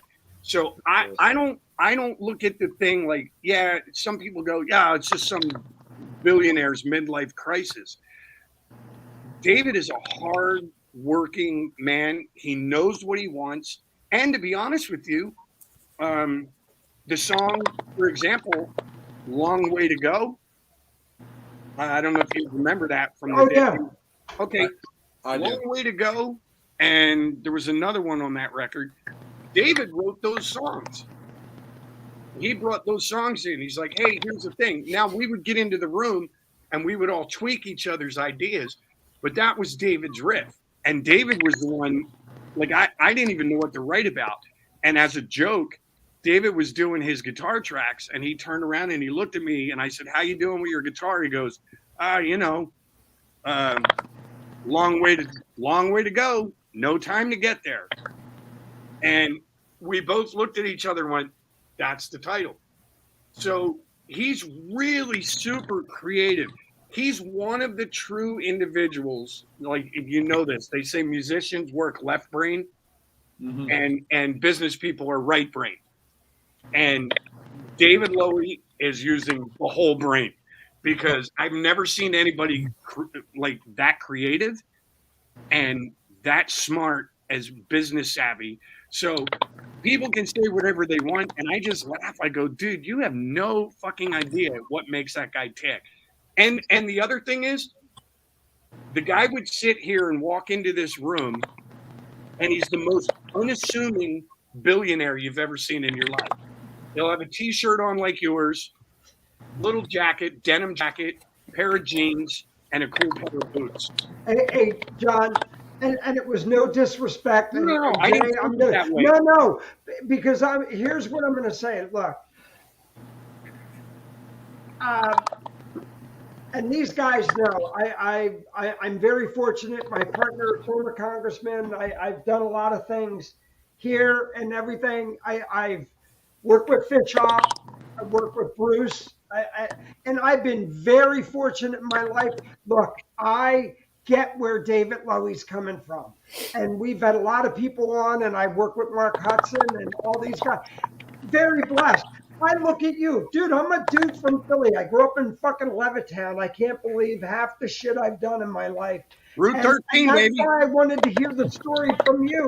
Because hearing it from Eddie Trunk, I heard it from a guy, I have to say, it kind of pissed me off, because I'm going, but hearing it from you, and I'm going, yeah, you're the fucking guy I want to hear it from. You know the Cinderella stories. That No, it's not, and it's. I didn't take offense to your question. It's just that there's a lot of people that think that, and I know when I heard that, but that's why I wanted to ask you. Okay, but here's the thing: if you had a band, like, you could put a band together, and you can put a band together and go out and go play clubs in a van and, do that kind of thing, which David has no issues about being in a van either. You know what I mean? He loves music. He loves music. But the thing of it is, do you look at a person like David and say, okay, is he just going through a midlife crisis? Or is he a fucking smart dude that went, you know what? I think if I get Brian Tichy and Marco Mendoza and John Corabi and Richard Fortas or Doug Aldridge and Dizzy Reed and put a band together, and now you can put that band together, but the band still has to deliver the goods. Yeah. And that's the thing, like, he's smart about it. He put together, kind of an all-star band, but the band still delivered the goods. That's one thing, like, I will never not say that I am beyond proud of anything that I did or recorded. Brother, I'm in the same boat. My first album, when I put it out, I worked with Neil Zaza. I worked with Bobby Rock on drums. I had Earl Slick playing guitar. I've had Mark Hudson on the album. I was very fortunate. And again, I go back and pinch myself. You and I going, here I am, this fucking kid from Levittown. How am I? Here's what I'm saying. When you're not an asshole, and you and I know this, look, you got to be very thankful. You've been blessed with a talent, but look at the opportunities you had to work with Bruce Kulick, Eric Singer, to do the Dead Daisies. And I was never doing it as a slight, but I really wanted to hear this from you, because look, I've done the rock and roll fantasy camps. People going, oh, it's a boys club. I'm going, dude, you don't understand how many relationships I got out of this. Great relationships with Kip Winger and everything. I'm doing this with 4 of my best friends because of, David Fishhoff, and if it wasn't for that, and Candy Burton. So look, and meeting you, I love that I get to talk to my idols every week. Yeah, and that's the thing. Like, David made an opportunity. He saw an opportunity he hired a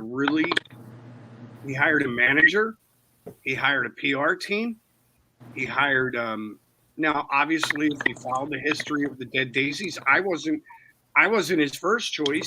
There was a singer that he was working with that was Australian that he knew.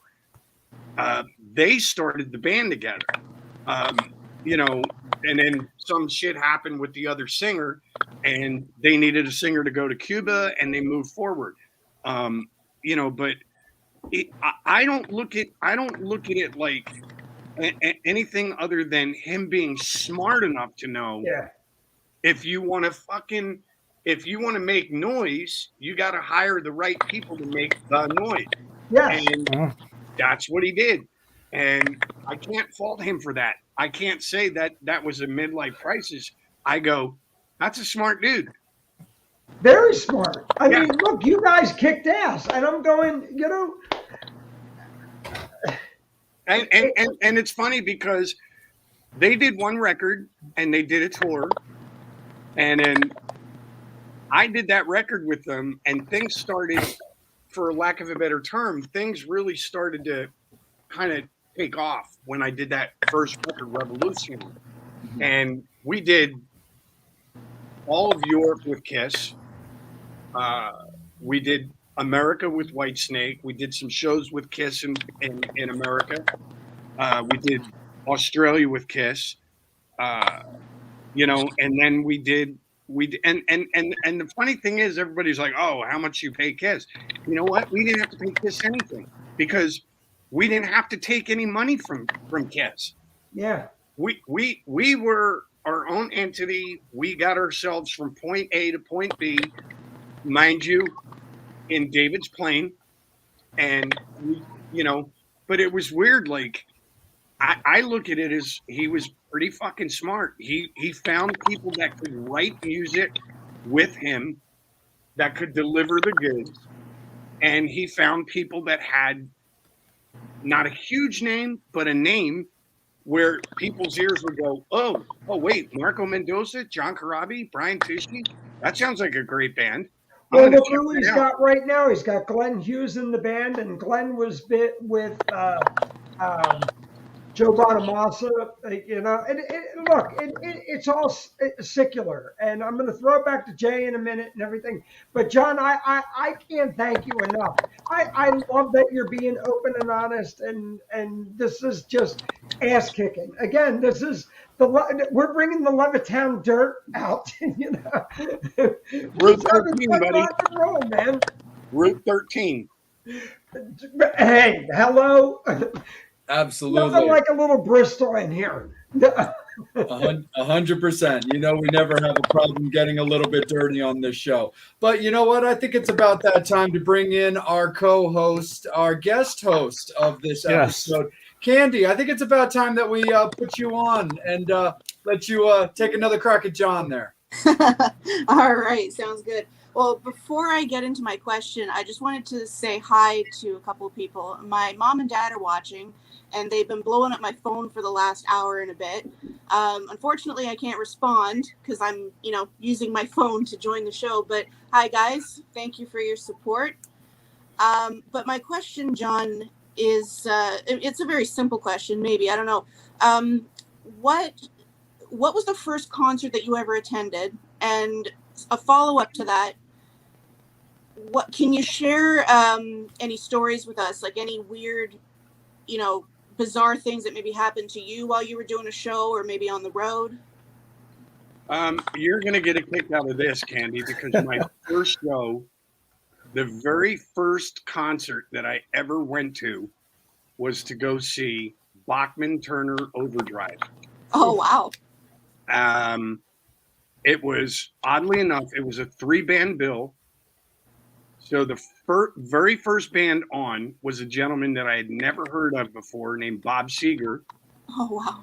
And then the second band was a band called Wet Willie from Atlanta, Georgia.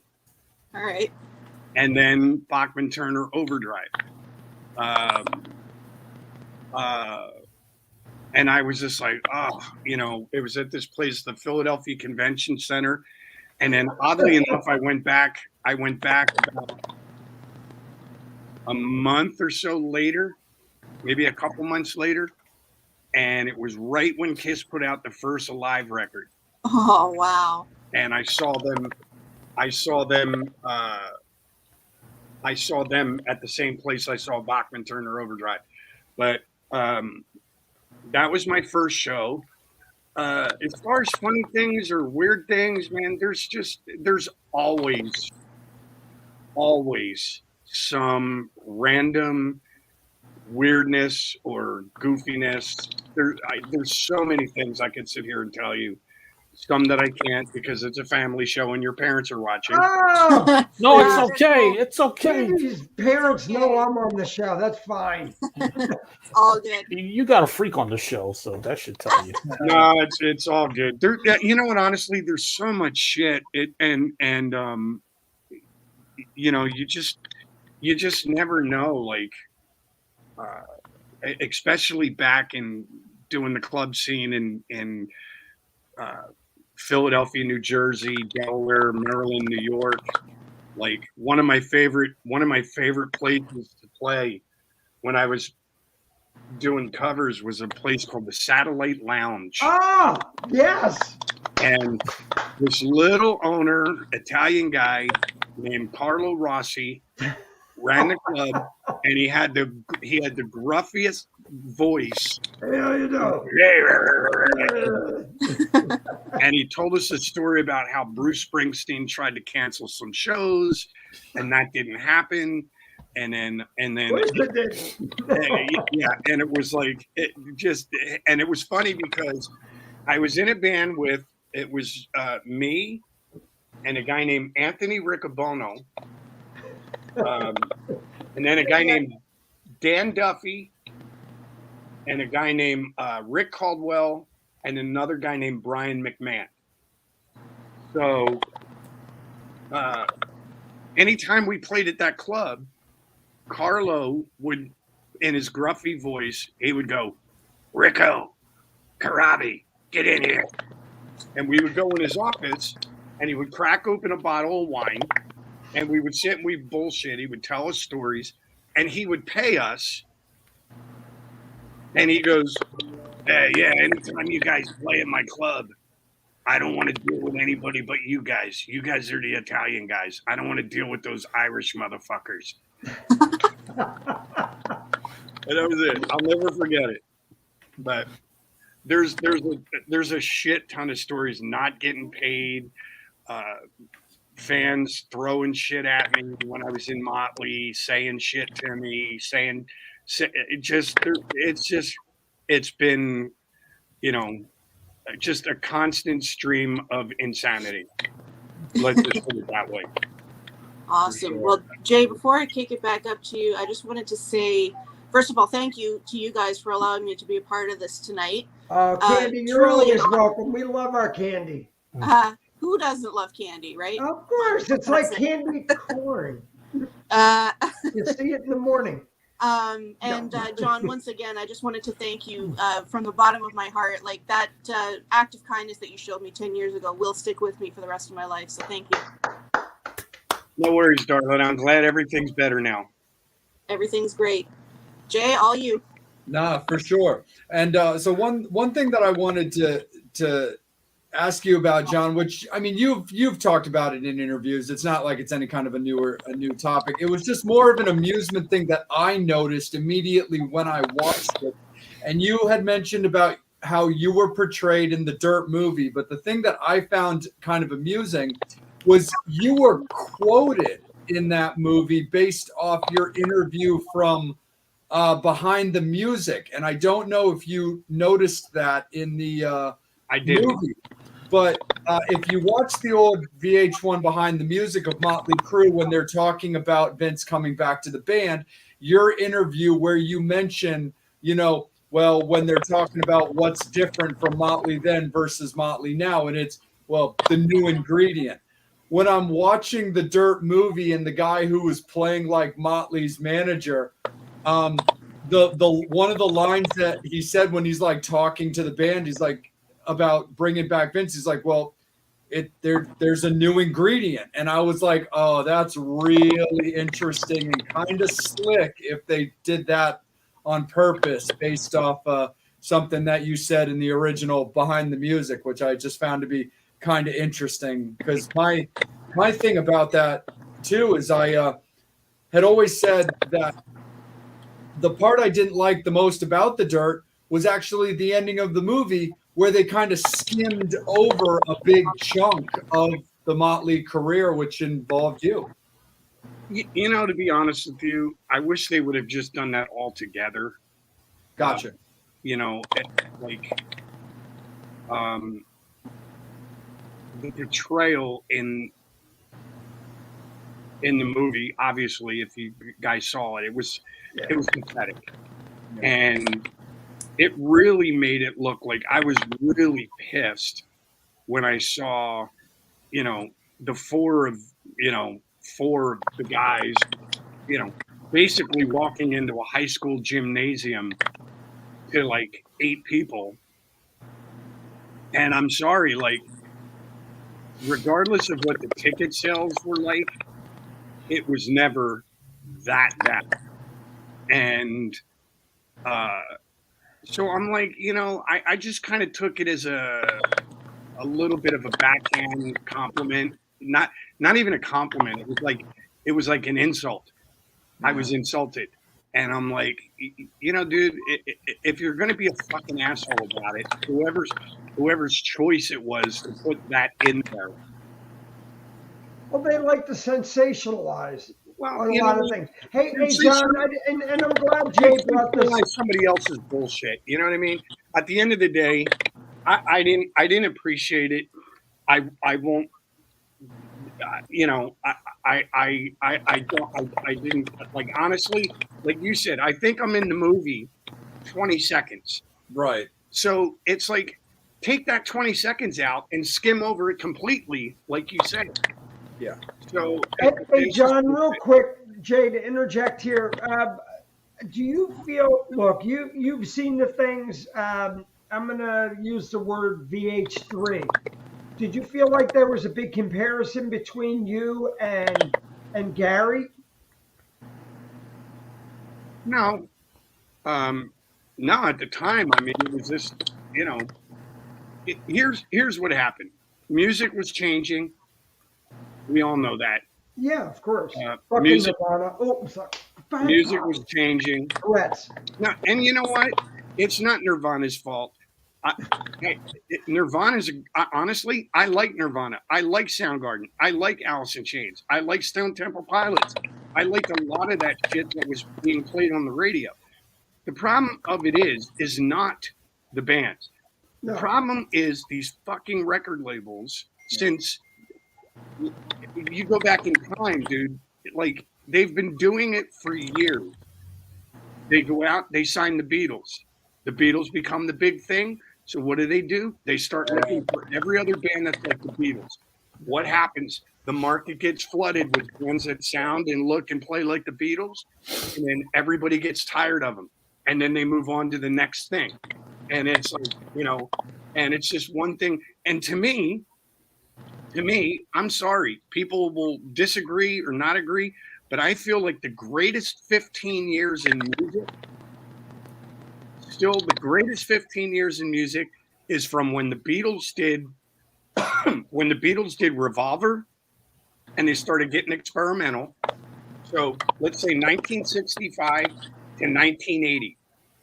After 1980 and the invention of MTV and all the record labels going back to their bullshit again, and the 80s to me was every fucking band was trying to be like the guy that just came ahead of them.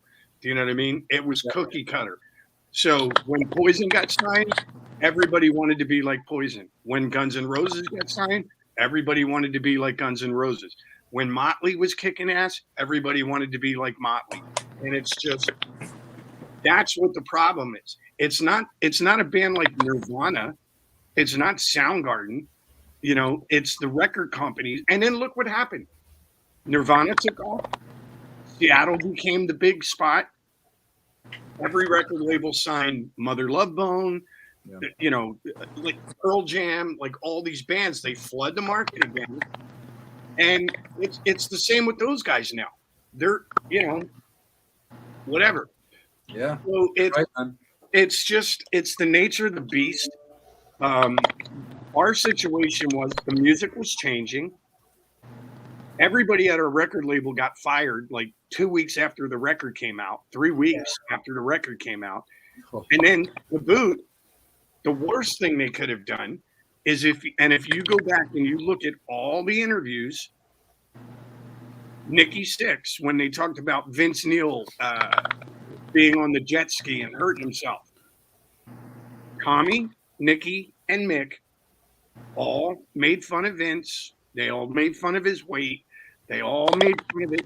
And basically their comments and their whatever for Vince basically drew a line in the sand with the fans and said, you're either on his side or you're on our side.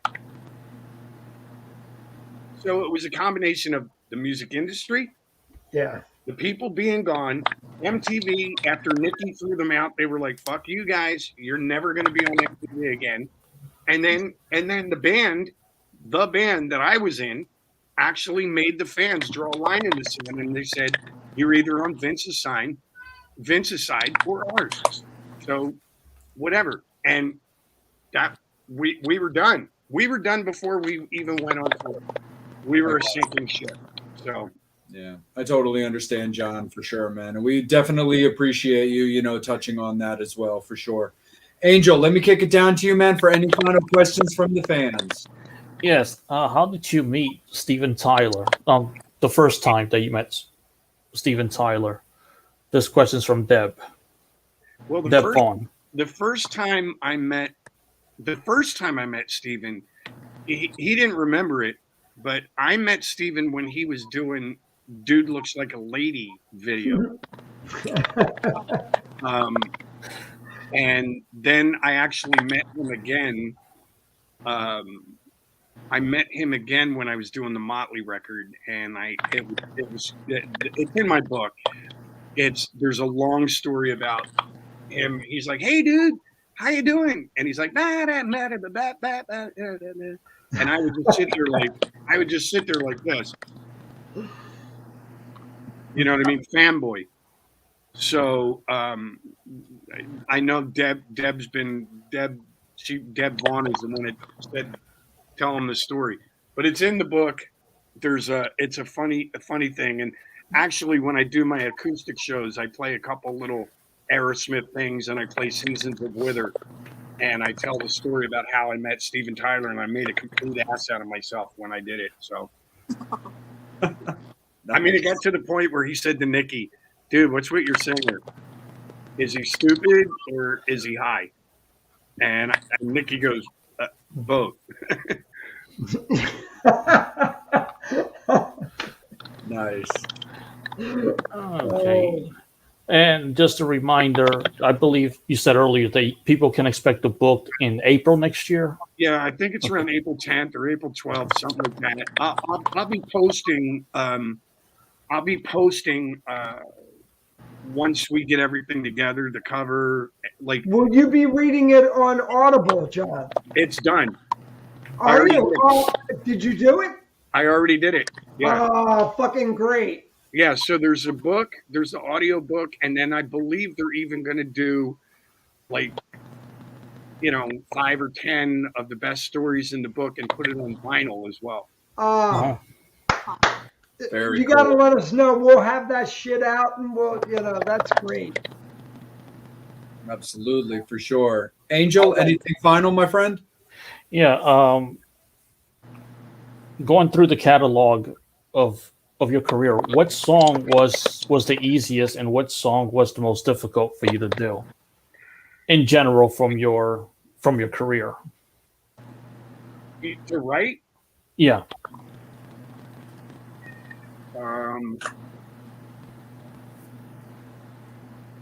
shit. Well, I think the easiest one that I've ever written was in it's weird because it came so quick, was probably Father, Mother, Son. I swear to God, that one just appeared. Like, sometimes you're inspired by something and like it literally, it's like the universe just opens up and drops a song in your lap. And then there's other times where I mean, the one that comes to mind is maybe the hardest would have to be the song, and only because when we were doing the last Dead Daisies record, we had written a song and we kept listening to it going, man, there's something not quite right with it. And it was, and then it was weird. Like we wrote it and we recorded it and we listened to it. And then we'd go back and we'd re-record it and listen to it for a couple of days. And then finally I was getting ready to go in and do some vocals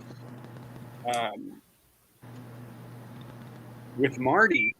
And Marty brought the song back up again and he wasn't happy with it. And I'm like, yeah, I'm not feeling it. It kind of sticks out like a sore thumb from the rest of the tracks.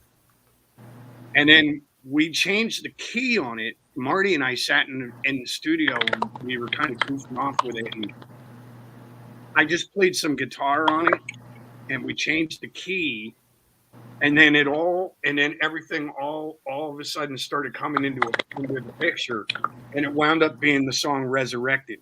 Like we literally pieced it together. And then like, as soon as we did it, it was like, bing, the light went off and I was able to sit down and write lyrics for it like almost immediately. So it worked out, but that was a difficult one. That was a difficult one to put together. Nice. Really, really cool for sure. And then since Angel brought up songs, there was one more song I wanted to bring up just because, again, I'm a big fan of the Scream and Outlaw is my jam. What do you remember about writing that song, John? It was just one of those things, man. I sat down and I was goofing off with the guitar and I just came up with that band, you know, and then like I kind of had the intro, a verse, and a chorus mapped out, and then I took it with I just put, you know, back then it was a cassette tape, you know, put it on a cassette tape, wrote some quick lyrics just for a verse and chorus, and then I brought it to the band the next day and we just fucking hammered it out and mapped out the whole song and put it together. So that one came together relatively quickly as well. It was just, I was sitting around it. I used to sit at my kitchen table with a notepad and my guitar and a cassette tape player. And just, you know, I'd be working on one thing and then I, you know, something else would pop into the picture and I'm like, oh, let me record this. And I'd work on it for a little bit, map it out kind of, and then take it to the band. And then we would really develop it from there. But that came together pretty quick. Nice, man. Very, very cool for sure. And as we prepare to close everything down, Candy, I wanted to give you the opportunity for a final question from yourself, love.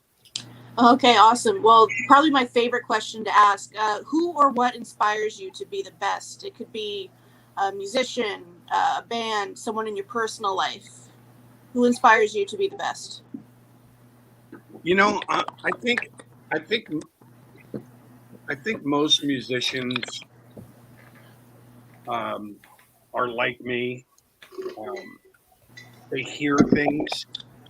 It could be a simple statement, and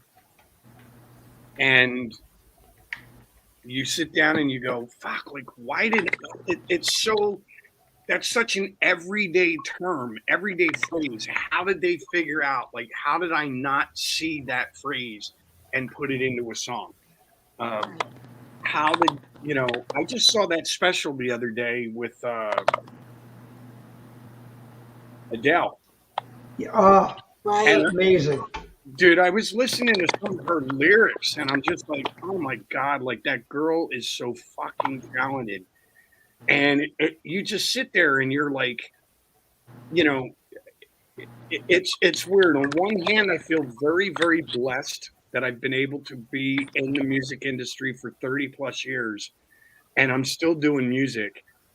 But there's another part of me where I just sit there and I go, like, what do I have to do to be like that? Like, what do I have to do to be as popular as Nikki Sixx or Steven Tyler or Mick Jagger? Or like, what am I doing? What am I doing? Not, you know what I mean?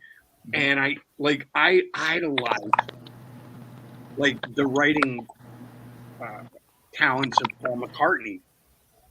And I just sit there all the time, and I just sit there and I go, I hope someday that, you know, knock on wood, when I'm, you know, no longer with everybody, that people can sit back and look at my body of work and go, wow, you know what? That fucking, yeah, he was in 107 bands, but he was consistent. He consistently wrote really good songs. And I just want to, you know, that's it. I just want to leave. I want to leave like a body of work like Paul McCartney. So, and then, but like I said, I see other things or I hear other things, and I go, fuck, like, why didn't I not think of that? Or I see that Adele special, and I go, how can I be that successful? Like, you know what I mean? There's a part of me that sees that success that they have, and I go, oh man, she's under a microscope all the time.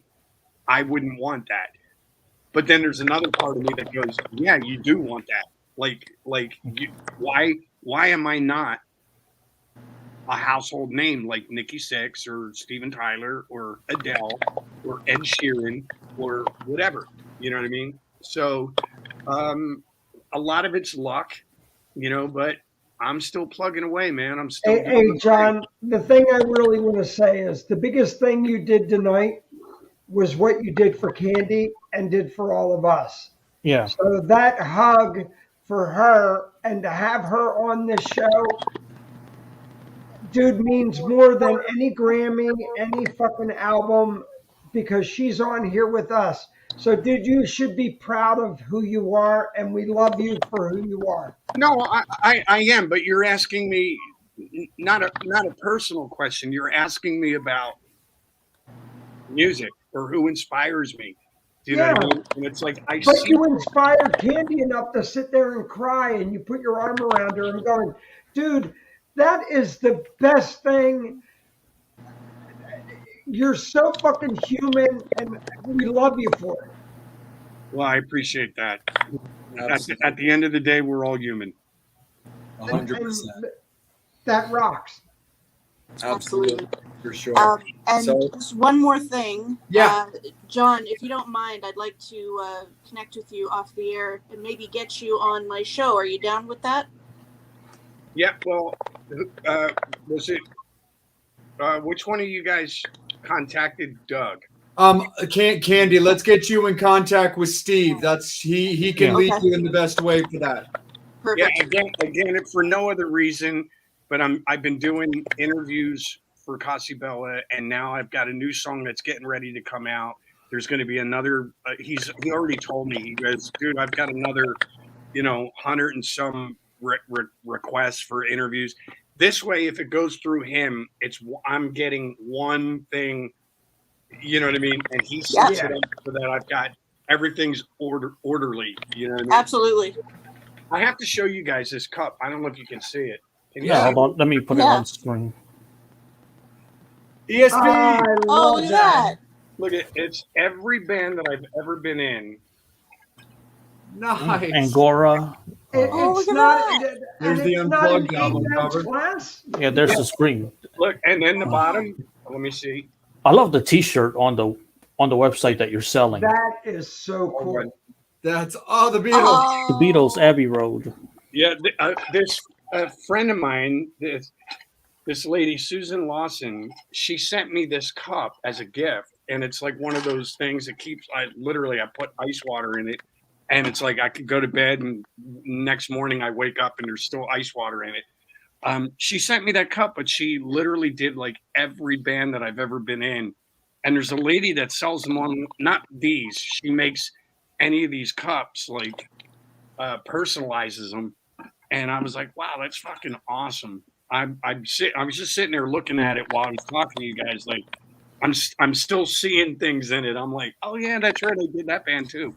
It's awesome. Anyway, awesome. That's so cool. Well, let me jump in real quick, team. Angel, I'm going to kick it to you just because John's given us a lot of time tonight, and I think it's only right to cut him loose soon. But has anything jumped up from any fans? Because it looks like we might have one or two final just from Corey Hansen.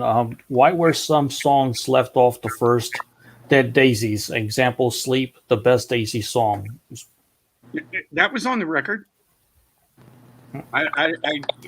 Corey, I love you, buddy, but I don't know what that means because Sleep was definitely on the record. If it wasn't, they did a reissue and just took it off because I'm not in the band anymore. I don't know. I don't know what to tell you. No worries, it happens. Oh, sorry, not on the LP. I'm sorry. Oh, it's not on the vinyl? Oh, CD, yes, but not on the LP. It's on the CD, but just not on the... Wow, that's weird. I think I have a copy of that here somewhere. I'm going to look now that you got me fucking... I have to check. So real quick, Jay, Mike said he was going to call, but he wants to get in touch with you, Mike LeComte. So I'm going to figure out a way through Steve how to get you. Mike sent me all his contact information, so I'm going to get it to you, John. Okay. Awesome, buddy. Sounds great. And John, before we cut you loose, where can you be found when the fans are looking for you? JohnCorabi.com, Facebook on John Corabi Official, Instagram John Corabi Official. I don't have the blue dot for some apparent reason. Facebook and Instagram won't give me one. What's a blue dot? It's like the check mark that this is definitely John Corabi. Yeah, just look for John Corabi Official, and then I'm on Twitter, CrabLegs59, and I'm out there, dude. Now, what the hell is Crab Legs? The shirt. Go into that real quick. Where did that one come about? Mick Mars. Mick used to say, you know, in his rough little voice, he'd go, "Hey, Corabi," and then I don't know how, but it went from "Hey, Corabi," "Hey, Crab," "Crab," "Hey, Crab," and it went from Corabi to Crabby, and it just stuck. Everybody calls me. I know it's weird that people are like, you know, I'll meet people on the road and they're like, somebody else will come up and go, "Hey, Crabby," and they're like, "Why did they call you Crabby? Are you mean or you know?" And I don't have any body lice. So, I don't know. I can thank Mick Mars for that one. Oh, that's great. So now my Twitter account is CrabLegs59, but my record, when I put my records out, it's King Crab Entertainment. Nice. That's awesome. Wow. Love the backstory. Well, John, we can't thank you enough, man, for we can't. spending some time with us, a lot of time with us tonight. It was really insightful. What's really important to us is how you felt about it, that you felt that your time was honored and that you felt that we were respectful of having you on this show. Thank you, buddy. Now I got to go. My ice is melting in my Jameson. No problem. John, take care, man. We will be in touch. Make sure you guys follow John Corabi on all of his socials. And before we cut everybody loose, Candy, let's kick it over to you. Where can you be found, and what are some of the things that you're involved in? Oh, wow. So yeah, I do 2 shows. For those of you that don't know, the first show I do is called Candy's Kiss Corner on Montgo Radio, where music and minds meet. The second show I do is called A Handful of Candy, a little play on words there. Most people know me as a big Kiss fan, but really there's a lot of other bands that I love to shine the light on. And that's kind of the idea behind the second show, A Handful of Candy. So I do those 2 shows on Maka Radio. Candy's Kiss Corner is every Saturday morning at 9 a.m. Eastern, and Handful of Candy every Tuesday evening at 8 p.m. Eastern. And all you need to do is go to makaradio.com. There's links that you can click on to listen live. And then as far as my social medias, you can find me on Facebook. You can find me on Twitter. I don't even know what my handles are. Just search for Candy Burton. It's really all that I can tell you. Instagram I'm on as well. And yeah, so I mean, a couple of the things that I was involved in yesterday night, actually, I interviewed a TMS alumni, Martin Motnick, who we love dearly. Absolutely. I just secured another interview. So in a couple of weeks, I'll be talking to Todd Howarth from Rayleigh's Comet. Really looking forward to that. You know, just all I keep doing is networking and, you know, getting myself out there and trying to get all the best interviews.